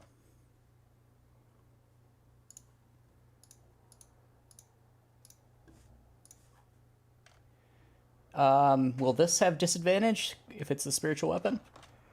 It shouldn't. Okay. I don't know if this counts as an attack from Wrath or if it's. Oh, well, we have advantage on him, not I disadvantage from him to us. Didn't you just give him disadvantage on his next attack roll? Oh, right. Yes, and that would. Okay. Sorry, I thought you were talking about Fairy Fire. No worries. My bad.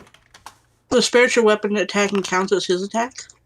I would assume it's an attack he's making. Yeah, but isn't a spiritual weapon like a separate entity? Sort Not him? of. It's not a creature, is the thing. Well, yeah, but it doesn't have to be a creature. It's just kind of like a turret 5e is sitting there, weird. right? It does say when you cast a spell, you can make a melee spell attack. Okay, so yes, that would be a disadvantage, and that would not hit you. I don't. 1 second. That would be 6 plus 6. That would be 12. That would still hit you. Shield. All right. Bloop. Your shield Nope. integrates in between it. Goras nopes that one. And then he is going to use his action.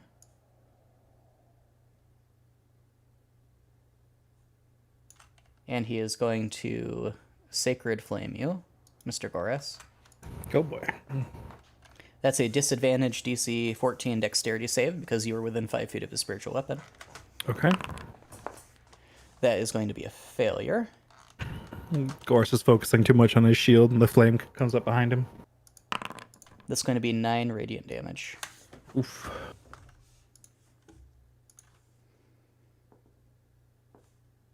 And if he steps out of the fairy fire, he's still lit, correct? That was just a one-time thing? Okay. Yeah. Your turn, Ashit.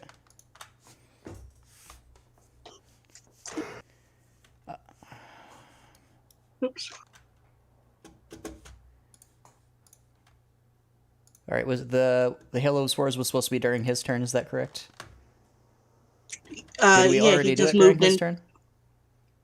Well, he was already standing Oh, within he your was. My range, bad. right? Did we do it at the beginning of his turn? I can't remember.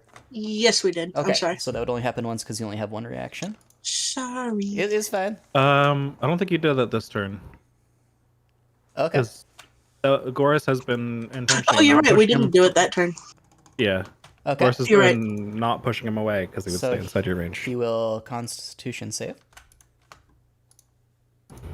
That's a 15. Oof. That's a pass. Okay. Now you're trying to Eldritch Blast him. That'll be at disadvantage because he's in melee with you. Oh.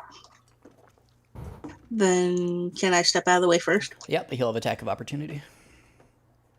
God damn it! Why am I still doing that?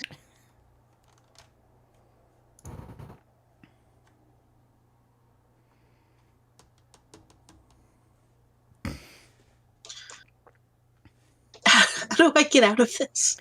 What are you trying to do? I'm trying to move, but instead I put down more of these. You have the wrong tool selected. Make sure you have the person selected.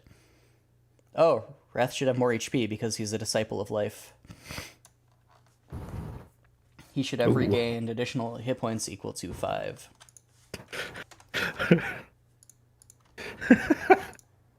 I don't know why it makes me chuckle, but the Wrath's life didn't really lead me to believe that he's a disciple of life. Life finds a way, as they say. He was a disciple of his life. Okay, so he is going to try to attack you with his fleshy appendages. Unfortunately, you did not take Warcaster.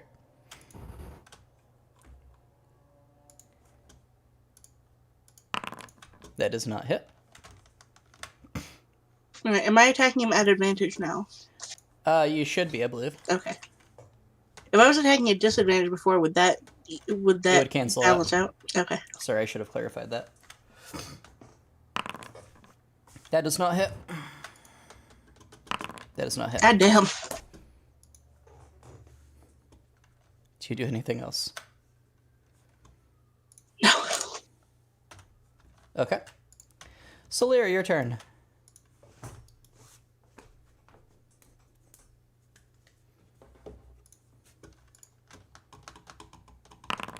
That hits.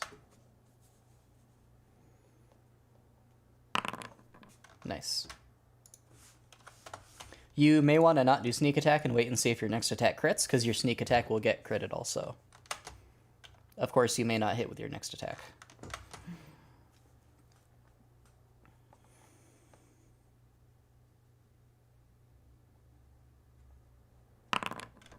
Hey. Nice.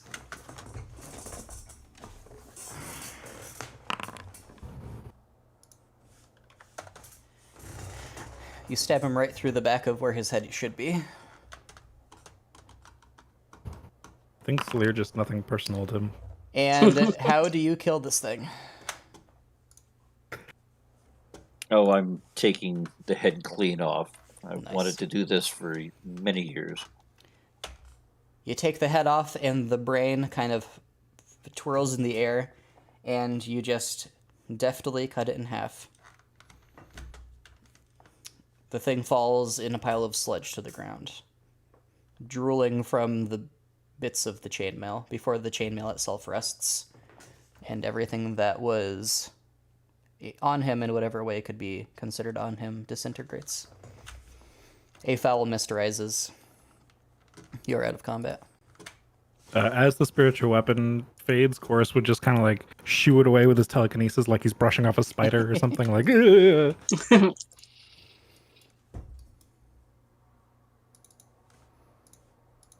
Well, that was strange. So Wrath is dead again, or was that not Wrath? I was just so scared that by the thing that I just acted, but I don't know. I'm pretending it was Wrath so I can pretend that I finally killed the old bastard. I see. I don't think anything is real here anyway. In this room, you see a bear skin on the ground with a gigantic bed that's like a replica of Wrath's bed. You see Of course, do not be tempted to jump in the hole, please. you do see a big hole with no discernible bottom to it. That's definitely wide enough for a person to jump down. There seems to be mucus of some kind clinging to the walls. And you see a fireplace that is exactly like the fireplace in Wrath's room. And it looks like a bunch of bricks have been ripped away from the edge of it and are lying on the ground, and there's a hollow inside. But there's nothing inside the hollow.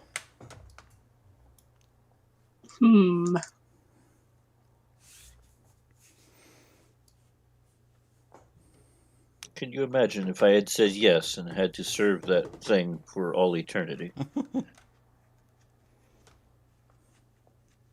If someone had something that could reanimate corpses, could you animate the bear skin?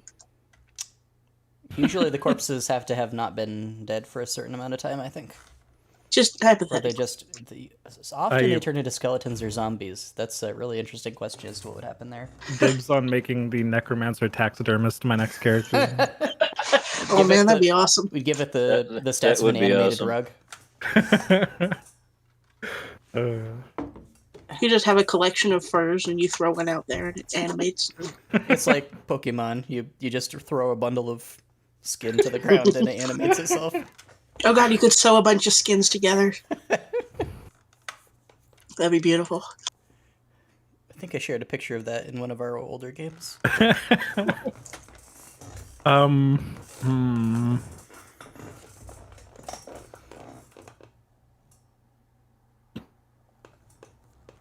I don't have a torch. Do either of you? We could like drop a torch down this thing and see if it. Well, unless there's something flammable down there, maybe that's not a good idea. I have torch. I'll toss one down there. You light a torch and toss it. And I almost took like a scouting spell. Misty Step is the scouting spell.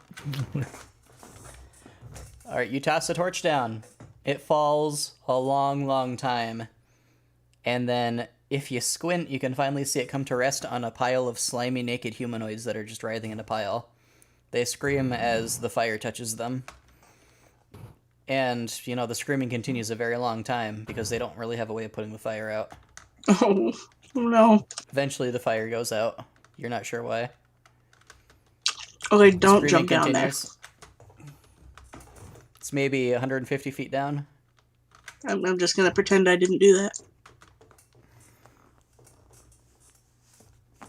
Perhaps Goras should have poured oil down there and put them out of their misery. I mean, we still could. What am I seeing through this window? You see a drop off into the void. Oh, good. Is that deeper or less deep? No. I don't know, man. That's pretty deep. Depends on how long you look into it, I guess. Should drop a torch into the void. Someday it'll gather enough momentum to become a fire god or something.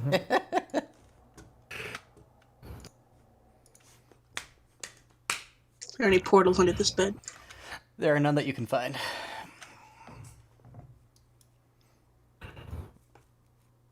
Are there any that the chosen one can find? The chosen one can find no portals either. Wait, so later, what you said earlier. If this it was Wrath testing me, why did he attack us and why did we just kill him? Because that was your final test. My final test. Yes, that was the final test to verify that you are truly the chosen one. You had to help defeat Wrath. Oh, I see. That makes sense. Thank you, Soler. You are welcome, my friend. We should go get those chests then now, yes? Yeah. All right. And then poor Solaire is going to need to rest because he's pretty banged up. Do you need to cure wounds? If only there was somebody nearby who had a bonus to curing wounds. I could certainly use one, yes. I have one level 1 spell left, so. Actually, I'll use a better one.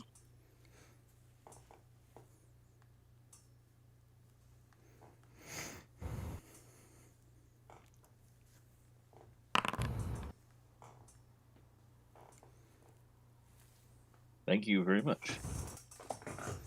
Yeah, don't say I never did nothing for you. Goris unnecessarily stomps into the water to make a sploosh. It do be splooshin', though. How deep is this water? About a foot deep. Oh. The floor descends to allow for a kind of basin that the water sits in. This way. Though I would go that way, this fat ass would move. So this was the door here. Last time we were small enough to just walk through it or fly through it to be more accurate. But maybe you could take a look at it this time. This lock requires the butler key. Oh, well that's convenient. We have that. Well, then I will use the butler key on the door. It unlocks. So you're so good at unlocking doors. I could have never opened that one. Don't you have a copy of the butler's key? Oh, you use the key. Oh. Yes. I'm not that clever. Quote attributed to a first level monk. So you see two chests. One has a handful of gleaming little silver coins with glowing blue runes on one face. The other one has nothing on top of it. And Ashit and Goras remember that when the coins were picked up, they exploded and little waves of force were projected out. That summoned the butler. Or rather, probably made shouldn't the touch chest that. grow arms and legs. You will summon yourself, or your arms will disappear, or something. No, he made a conscious decision, I believe, to send the arms and the legs. Because he was just sitting there, and then he announced that you all were someplace you weren't supposed to be once again. Well, they still might explode. Well, yes, they probably still will explode. What? I wonder if they would still explode if we didn't touch them and just upended the chest. We could use the mage hand. I mean, that's like touching them, though. Well, then you can test it and only hurt the mage hand. But that's my mage hand. I don't care whose mage hand it is, chosen one.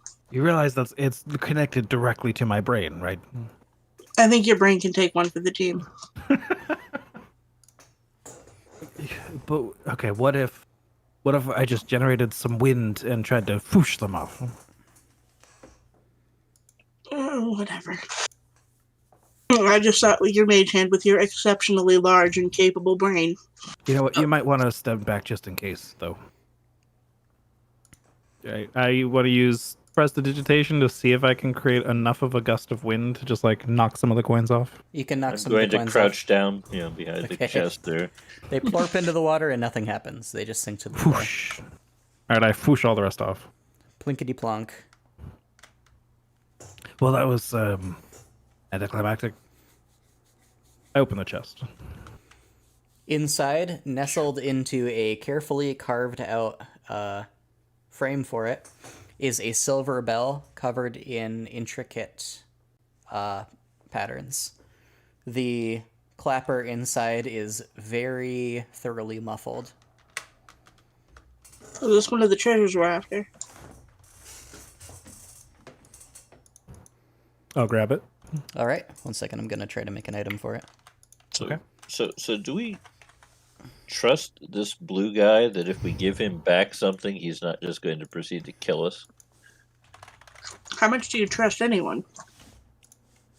I mean, it's Osh's friend. Why wouldn't we trust him?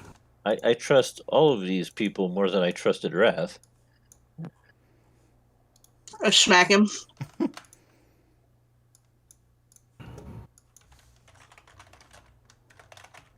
You know, Wrath died in the dream world and in the real world and then in the dream world again. I think he's very dead.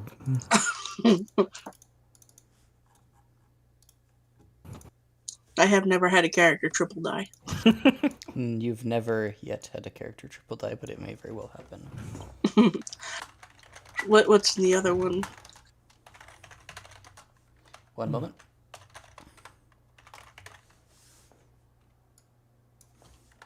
Goras telekinetically opens the chest. The chest opens. Oh, You there's see the loading screen. a very similar looking bell, but it is golden, and This one has a different set of markings on it, though they are likewise not ones that you can discern.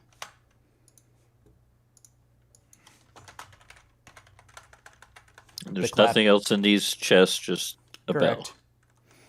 bell. The clapper is likewise very well muffled with a piece of with a bunch of cotton, it looks like.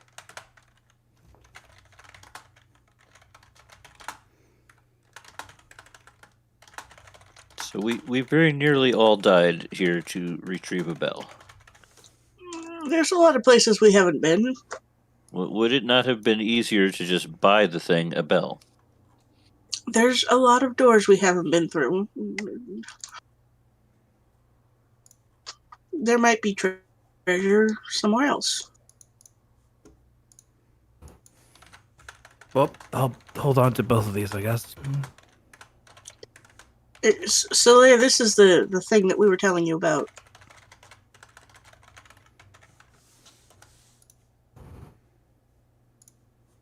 Celia, get over here. I start yes. pulling Celia with my telekinesis.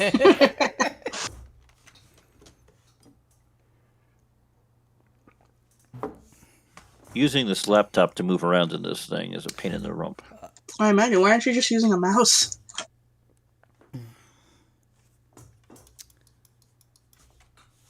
I appreciate you making the valiant effort to use a laptop with this.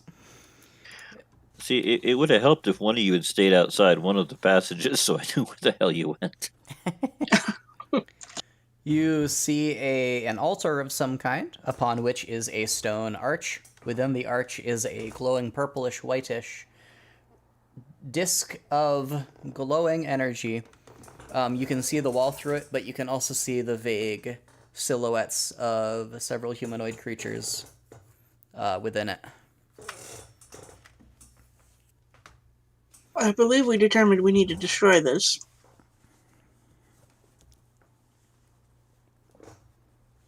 I do not think I have anything that would even hurt this thing.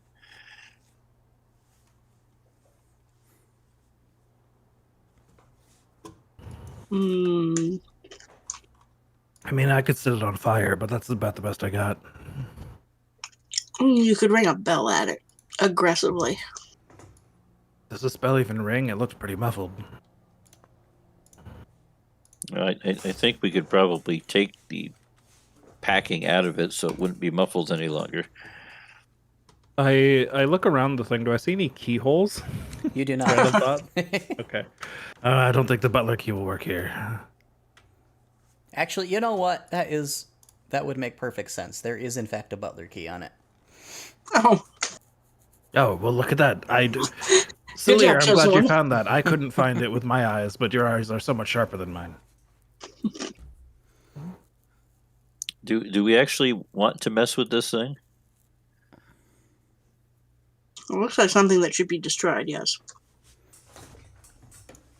Well, yes, Weren't but we what, tasked with destroying but things? yes, but what if when we turn off whatever this thing is here, the humanoid things materialize in this room and start to attack us? Are we really in a position to fight much more today? You think it's holding them in and we'll let them out? Yes. I thought that it would destroy their means of getting here. Well, that could be too. I don't know. I'm just asking. Do we want to run the risk at this particular moment of potentially letting them out? Maybe we'll come back then. What if the opposite risk is true, though? What if by not destroying it, we're risking them getting out and coming back to us before we come back later? They haven't come out yet. That's true.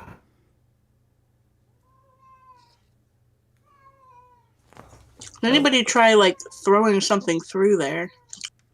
I could send oil through. Just toss something at it and see what happens. Let me get away from it first. Yeah, I did.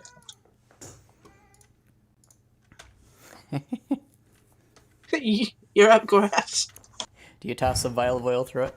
I pull out. Yep, he rotates the bandolier of oil again and pulls out one random Okay. vial and just. Whoop. The vial of oil passes through the field and crashes against the wall. It Oh. does not seem to disrupt the field at all.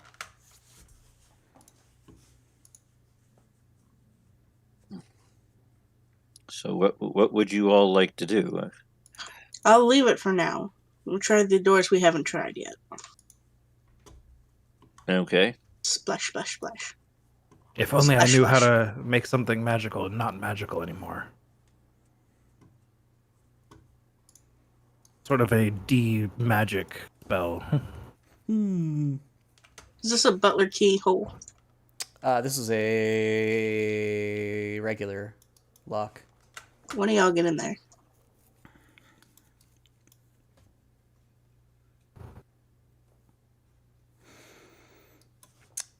Is the door locked? It is locked. Yeah. Yes.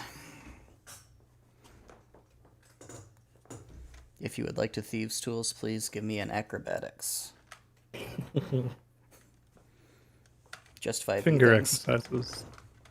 Yes. It takes you longer than usual. This lock has been rusted, it seems, by water splashing up against it. I mean, it looks to you like almost a year of corrosion, which is, you know, I don't know if you'd consider that odd or not. I don't know what your assumptions are of anything regarding all of this, but that is how it goes. You finally get it open.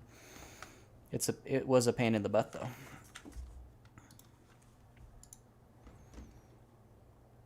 That's alright, just take your time. I'm just sitting here getting jungle rot.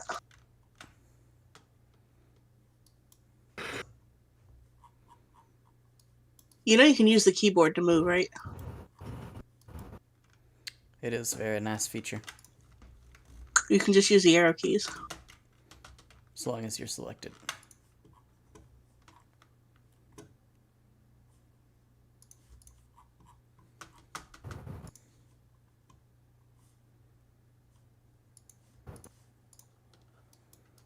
Yeah, George, where'd you go? You just disappeared. He transcended the Oh, there you dungeon. go. I had like a very weird bit of lag there. Oh dear. You somehow managed to go outside the walls. It usually doesn't let you do that. You have speed around to the dungeon. There's no lock on there. Chosen one. This is a job for you. I stand back and I push it open with my mind. Okay. Ha! There's a little Later. stone table, and there is what looks like the husk of a Fearlin on the table. It's a fairly small one, maybe half the size of the ones you've previously seen. I just frostbite it as his reaction. It, Are there it- anything it is frosty. Is there anything in these drawers here? There are a lot of dried fruit peels, and some herring bones and heads. Oh, That is all. good job, chosen one. Yes, of course, and of course, beams.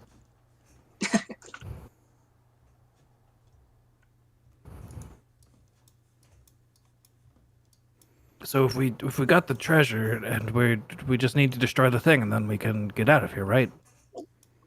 There were 3 treasures, weren't there? Oh, You Does remember 2 only bells 2 count as 1 or treasures. 2? It was 2 treasures, I believe. I thought it was 3. If I said it was 3, I must have misspoken because there's only 2 treasures.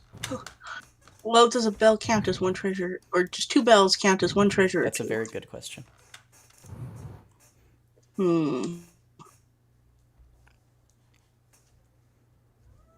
you know, I never got to explore up here. Push the door open with my mind. Yeah. I jump out and like look one way, then spin the other. Nothing attacks you. Suspicious. Yeah. You see the rec room. There's no tree on the table.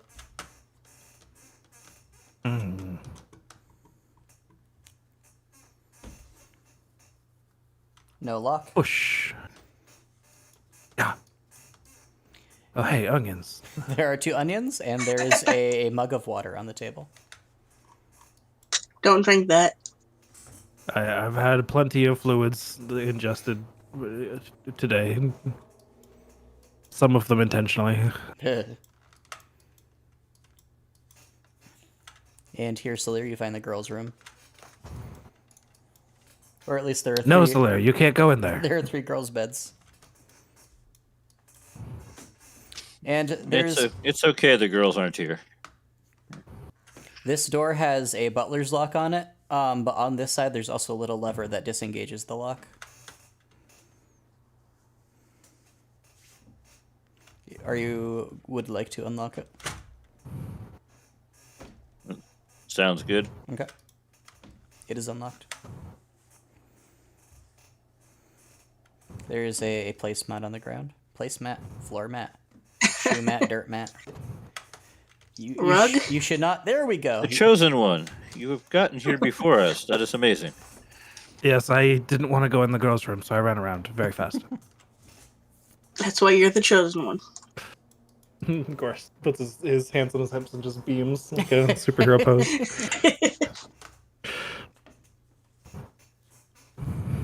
If he had a cape, it would be billowing. He has a scarf, but that's not quite enough to billow like a cape. You just like create a gust of wind that makes it billow a little bit. Goris needs a cape of billowing. This is what we're learning. He very much does. You need a hireling to just constantly cast prestidigitation on your cape. Perfect. You have discussion among yourselves, and you feel like you have gone through every door now and have seen every room that you can account for. We've even gone through a lot of the windows. You've gone through many Yeah. windows, yes. A surprising number of windows. Should we go turn For a that house thing that off doesn't and have just... any windows. We could even turn that thing off and just run. If it's dangerous, right? Well, it doesn't. Well, yeah. How do we actually get out of here? Do we just We have die? to jump off a cliff, didn't we? Well, then we could kill 2 birds with 1 stone. If things jump out at us when we turn the purple thing off, and they kill us, then we just go home. Mission accomplished, right? Didn't Wrath die in the dream world, but just died?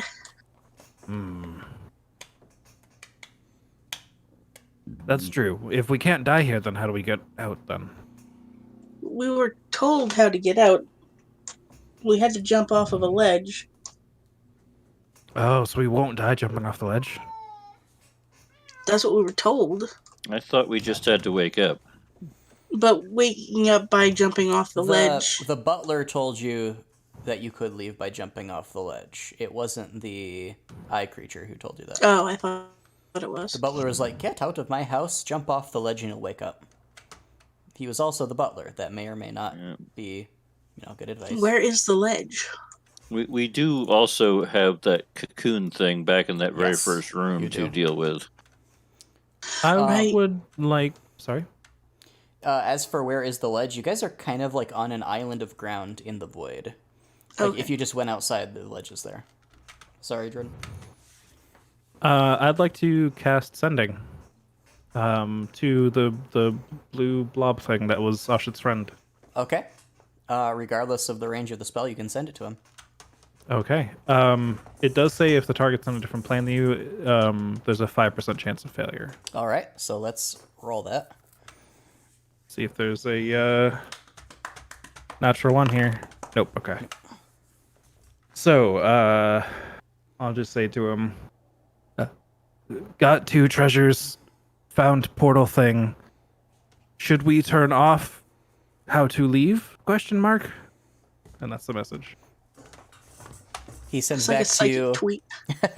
He sends back to you. Don't ring, don't touch, come back. He didn't answer how to leave. No, he did not. Oh boy. Okay. Can you Well, send him another message? nope. I'm bone dry on sorcery points now. Got 1 sorcery point left. I can make 1 cantrip bonus action and nothing else. He also added a to the end, but I didn't think that Oh. was important. That takes up the other like 20 words. If only there was somebody else you could ask stuff. Oh, Solaire can. Where is Solaire? Am I sitting here by myself? Did everyone Yeah, else leave? Goris runs ahead and starts shouting down the hallways for Solir, but doesn't hear him and comes back. Solir! Where did Solaire go? Solir! That is for me to know and you to find out. Solaire, where? Is this hide and seek? Do we have to find him? Goras also has 2 wishes, I believe. Solaire, we need you to ask the tiger. Neither of you have questions left, though.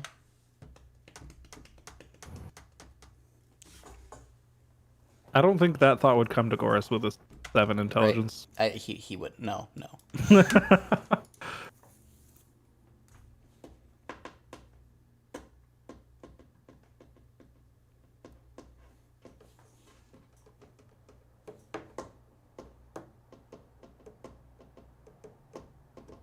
Where did he go?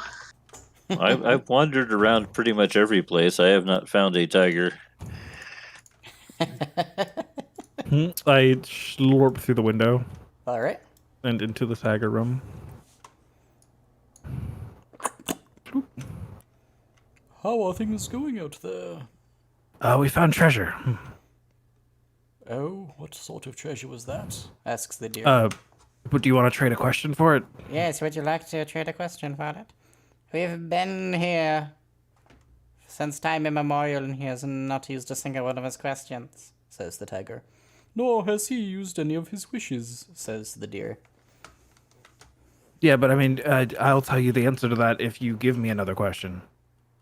Oh, I didn't know you could grant answers. I don't think I would like to trade mine. I don't think I would like to trade mine. Well, then that's my knowledge. I just leave the room. You hear the sound of silent sadness behind you. I found him. Solir. This was a good hiding spot. I didn't expect you here. Yes, chosen one. What can I do for you? We were looking for you. We went shouting and running. You know, like you do in Yeah. hide and seek. I was looking for you, but I did not see you anyplace. I see. Well, I sent a message to, I don't remember his name, Oshit's friend. He said probably don't touch whatever this is, and we shouldn't ring the bells, and we should leave immediately. Okay, did he tell us how to leave? No. I tried asking, but no. He's not terribly helpful for somebody that has us doing him a favor.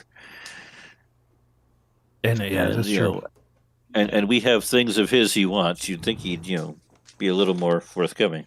Solaire, we need you to come ask the tiger how to leave. Oh, that's brilliant. That's the kind of idea we'd expect out of a chosen one, though. I,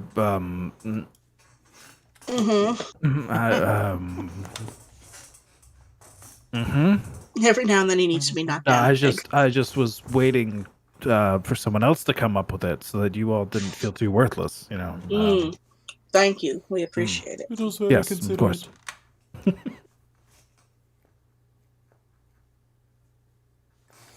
Hello, sir.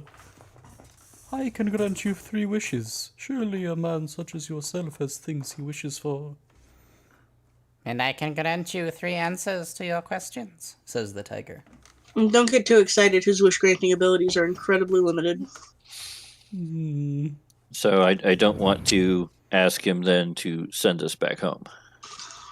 You can wish for that, but I wouldn't know how to do it, I'm afraid. his response to most wishes are, I can't do that. But you can ask the tiger. He's a little more useful. Yes, I know how you can get home. Personally, I would ask him how to get home and how we can destroy the portal. But we were told not to mess with the portal. It doesn't Yeah. matter. You can still ask him. He did say don't touch. Well, did he say don't touch the portal or just don't touch? He said don't ring, don't touch, come home or something like that. In response to what to do with the bells and the portal. Yes. Okay. Well, I think at this point, I trust him more than I trust a stuffed head on a wall. It doesn't hurt to ask, though, unless you have something else you need to ask him. Dusty tears run down the tiger's face. Oh. Okay, Tiger, how do we get back home?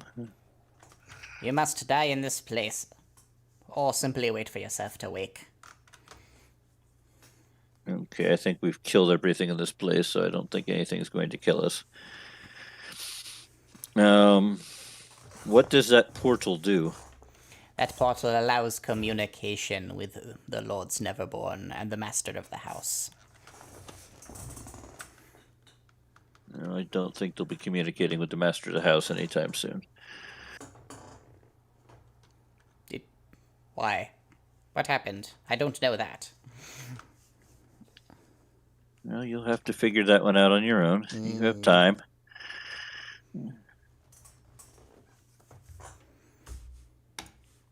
What happens if we use the butler's key to turn off the portal?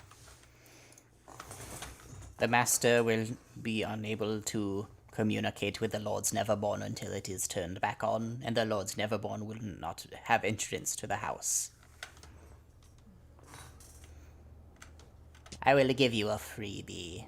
The portal cannot be destroyed except with the power equivalent to the Lords Neverborn. Even the Master of the House could not do it, so don't make yourselves look foolish trying.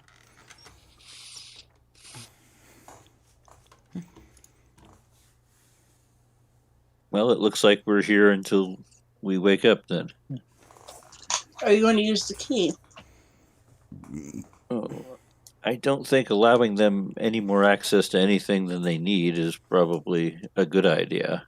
Yeah, that makes sense. And maybe your blue friend Ashit, maybe he meant don't touch the bells, which I already did, unfortunately. But you know. Well, I think you should use the key on the portal. We have the key, and we're going to take it back with us. Assuming it comes back with us. Well, if he wants us to come back with the bells, then things that we carry have to come back with us.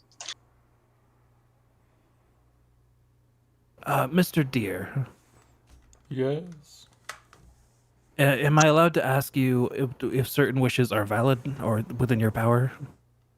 Yes, I will answer to the best of my ability. Can you destroy the butler key? No, that is outside of my authority. I see. That's a shame.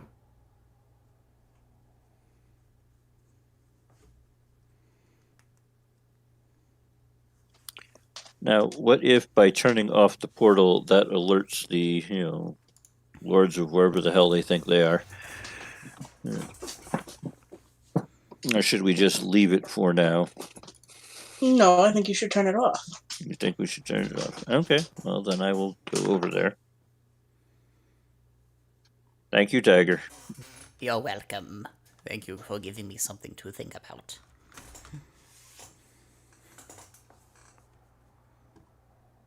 Y'all just stay out of the room in case bad shit happens. Oh, yeah, I was doing that all on my own. Well, that's a very wise thing to do. I will pull your body out if anything happens. So I'm going to put the butler's key into the keyhole and attempt to turn this thing off. All right. You turn it 3 times, and the field simply evaporates. There's no reaction from the silhouettes inside the field. Shall we jump off the platform now? He said that we can't destroy this thing, correct? Mm-hmm. He didn't say anything about us finding a way at some point to permanently plug this keyhole so that it couldn't be turned back on. True. I could fill it with oil. No, that won't work. Can you ask him if he can destroy the keyhole? Dear, is it in your power to destroy the keyhole? No. Why would that be within my power? Is it within your power to fill the keyhole with some impermeable substance? But yes, just name the substance and I can do it. We can do that. I don't know why you'd want to do that, though. So, what is this thing made out of? It appears to be all carved out of a solid block of marble. Okay. Well, then I'm going to head back over to the deer. Hello.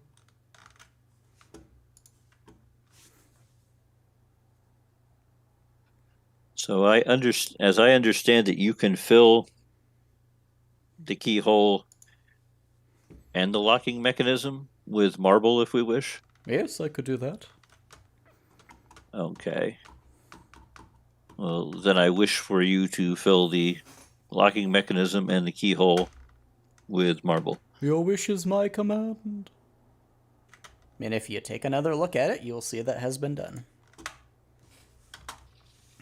Now, if we return here, I probably should ask this first. If we return here, is it possible for you to remove what you just added? Yes, so long as you Okay. have a wish remaining. Wonderful. Do our wishes ever reset? No. Why would they reset? No, I didn't know if it was 3 in a lifetime, or 3 per visit, or 3 per. It is simply 3. Well, then I think we obeyed the little blue guy. We didn't touch it. Well, technically, I think he touched it. But at I least threw oil through it, so I mean, yes, but that just went through it. I don't think it actually touched anything. yes. So I guess at this point we just find someplace comfortable to sit and wait for us to wake up. Can anybody summon, like, a servant or something that can speak? No. You can make a hand puppet, I guess. I have no ability to summon anything. What is your We have- reasoning? Because if we summon something, they could have their own set of wishes. Does that work? We'll have to bring a friend next time. You can conjure If fey only we could. spirits that take the form of beasts. Yeah, Whether but or the not beast they can't can talk. speak. Is there a beast that can speak? The deer says, speech is not required for me. But it's true, they speak telepathically, don't they? I It could speak with me when I was a rat. Indeed.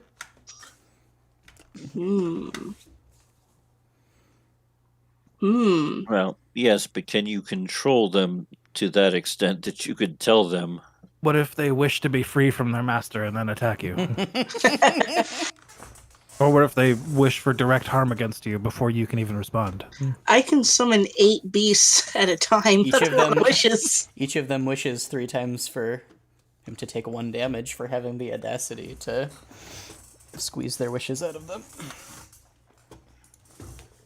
I summon 8 rats, and then each of those rats wishes to summon more rats. That's a different spell.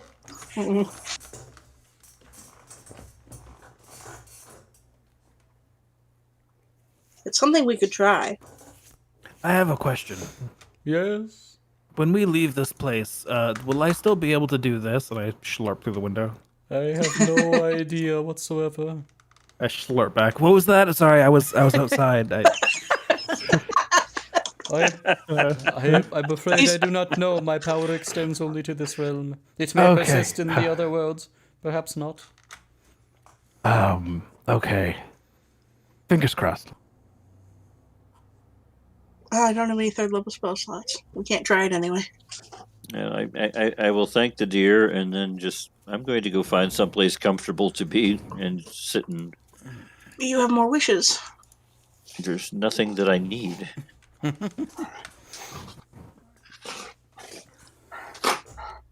Besides, if we ever come back here, I will need to use at least one if we want to reopen that portal.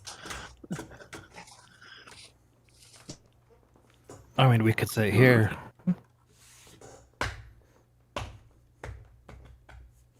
Good, this room seems fairly safe. Well, this is true. Can this door be locked? This door can be locked, yes. Alright. Mr. Deer, I have a wish. What can I grant you? I wish for a very delicious and fancy feast for us to all eat while we sit here and wait. Your wish is my command. And he provides a fantastic feast for you. Woo! Boris digs in. He's not starving. You can. Well, that seems like a waste of a wish. You can. It's Goris. Good job, chosen You one. can each get 1d12 temporary HP if you partake. Woo! And that was your last wish, I believe so. I think.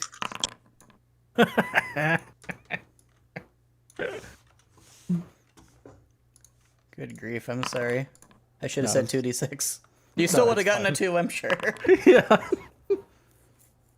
I'm throwing away a wish because my character would do it anyway. So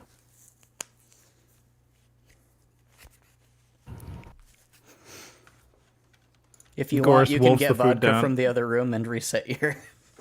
You can get 1d6 instead. that's fine. Goris wolfs down the food so fast that he hardly tastes it, and that's why he doesn't get much of an effect from it. Lovely.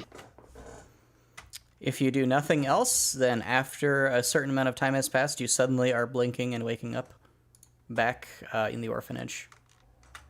But we are in the orphanage. Dun, dun, dun. Man, all that blank space around the map was very unnerving. I don't know if I'm happy or sorry. But I thought it continued a lot farther than it did. Oh, no.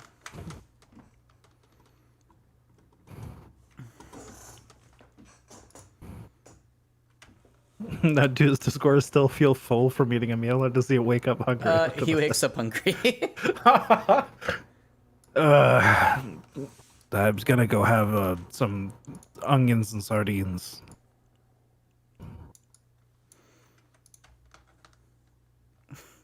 Yes, we've been over that. The cart was very Well, I sus. forgot. There are onions and sardines, and there are fresh onions and a fresh bag of sardines. And when I say fresh, I mean new. Like, you guys emptied it like a day or two ago, but there's a brand new bag there. Did you get us food while we were gone? I say to the blue thing. No. I've been here the whole time. How long were we gone? All night. Perhaps Oh, okay. 7 hours. Who replenishes this food? I did not notice. Is it just because it's a permanent feature of the map and not removable? I don't know what you mean. What is the map? Goris just nods at Oshit knowingly. Yes, of course. Did you get my treasures? Oh, It right. depends. What do your treasures look like? Your bells are in the pouch. They are 2 bells, 1 silver and 1 gold. They are very hard to miss. It would have been helpful if you had told us before we went there what we were looking for. I did not know then what they would be. Well, we got them either way, though. We figured they would be in those treasure chests, and they were. Then that is why they were there. Here, I'll open up my bag so that he can see the 2 bells now, but I won't touch them. He begins to hum and to spin around in place. Very, very good. You may choose one of them for yourself as thank you for helping me, and I will take the other. What do they do? The silver one is the bell of divine abduction.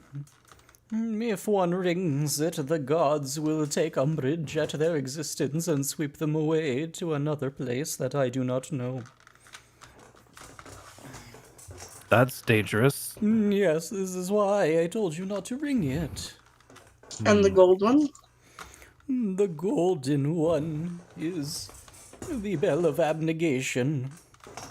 If one rings it, their form becomes completely immutable so long as they hold it. But they can never let it go again. They become like a thing that is not alive, but they can move. It is very difficult to explain to those such as you, but they cannot die. nor can they be changed. That almost sounds worse than the first one. Yes. The first They're one, very powerful treasures. the silver one, it happens to the thing that rings it? Yes. Why would anybody ring it?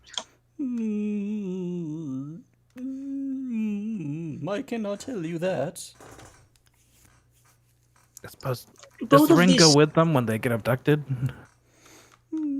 I believe the bell remains. both of these sound horrible. This could be a useful trap, though.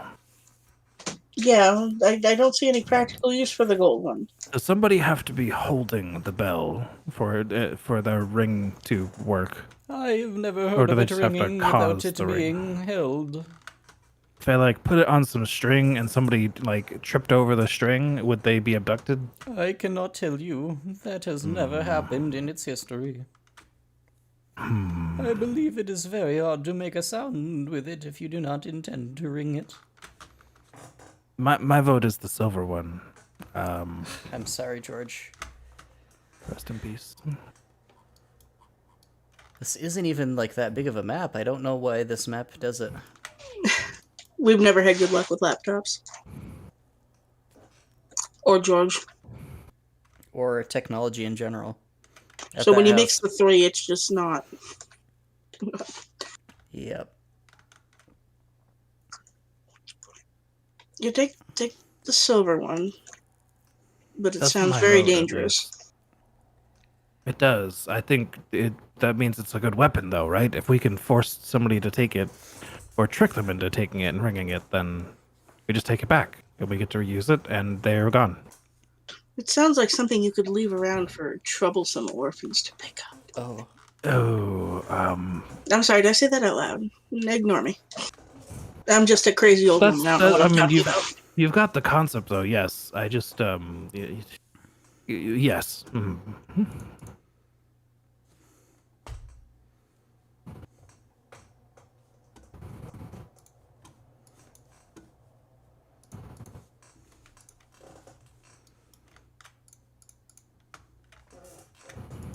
Well, then that is our choice. You wish for the silver? All right, then I will take the gold. Have fun with that. Thank you. I will live a fulfilling life away from all of the affairs of the other places. I trust you did not run into too much trouble over there. You seem... I almost died. Oh So dear. did she. Actually, so did we all. Well, nothing much came of it, and you would have only woken early anyway. We would have only lost some time and let them know you knew that they knew. Do you have lungs? No. Do you understand the concept of lungs, at least? No. Okay. They are like eyes, but for air, correct?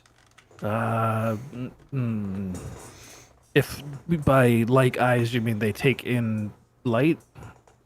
I see. We... no. Is that Well, I someplace we can... suppose vodka in the eye would suck just as much as vodka in the lungs, so it kind of does work. Oh dear. Is that someplace we can get back to? I could send you back again, but they will surely have known the way that you went and will not allow you back through that way. You may wish a different way to get into that place. Who's they? The master of the house. Can you give us a way that we can use to get back there? I don't know another way. Is the master of the house very, square and pointy and floaty? Yes, that is the master of the house. So he's not a dragon. No. If you want to get through, you will need the sapphire key. For it is the sapphire house to which you went. I do not know where the key is to be found, though. You could Could it look like a perhaps- gemstone? No, it looks like a key. I check my bag for gemstones. The gemstones are there. The butler key is not.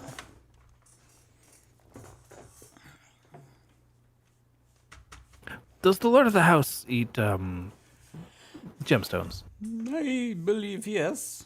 They are quite That's tasty. strange. I thought only dragons did that. They are tasty. What do you mean? I'll take your word for it. The sauce smelled very good, though. I did taste a little bit of that. It was very, very good. I see. Well, Well, I'm afraid this is goodbye. goodbye. Auf Wiedersehen. Should we be worried about more things invading here? Very likely, yes. You have slowed the one who had the greatest chance of getting to you, but there will be other bounty hunters to come. You may want to distance yourself from this place. This will be their nexus. It will be here that they will come no matter where you are, for it is their thread tying them to you. You will... What if we Yes? burned it? You may call the Lady of the Flames directly here. That may be a horrible thing. In any event, you will need to either convince the Lords Neverborn that it is not worth pursuing this bounty, or you will need to convince the Lady of the Flames that she should disperse the bounty. Otherwise, people who just are trying to get by in the world will pursue you for the promise of reward. I see him. Thank you for this information. You're welcome. And now I must away. My people need me. Goodbye.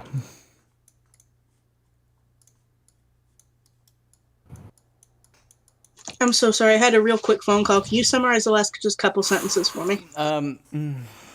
What was the last thing you heard? He asked about burning it down. Yeah, the eye creature said that burning it down might summon their Lady of the Flames directly to you. And he meant the orphanage, right? Yes. Okay. You said either to stop things from coming, you either need to have the lady cancel the bounty, or you need to convince the Lords Neverborn that it's not worth pursuing the bounty, because otherwise they're just going to keep sending people. Okay, thank you.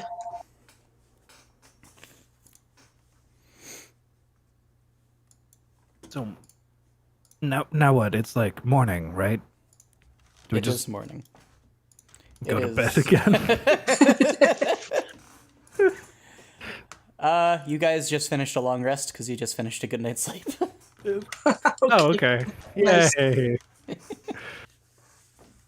And we don't regain hit points, but we do regain Correct. hit dice, right? Okay.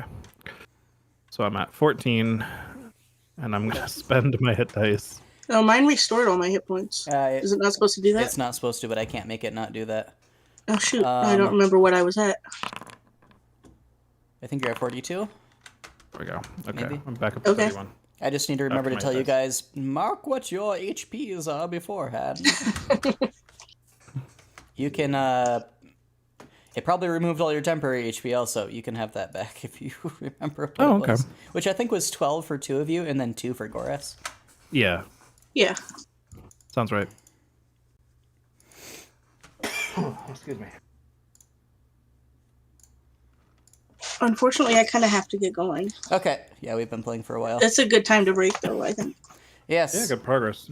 Thank you guys. And if you could have some chat in the chat before next week where you decide the vaguely general idea of what you guys are wanting to be doing next, that would be appreciated. Thank you. Okay. That was a fun dungeon, Taylor. Thank you. Thank you very much. That was really neat. I'm very glad it was fun. Thank you guys for playing. I'm sorry again that we broke it completely. No, do not be sorry that you broke it, because that made it more fun than it would have been if you had just said, well, this is clearly what we're supposed to do, so let's just do it. Okay. So, yes.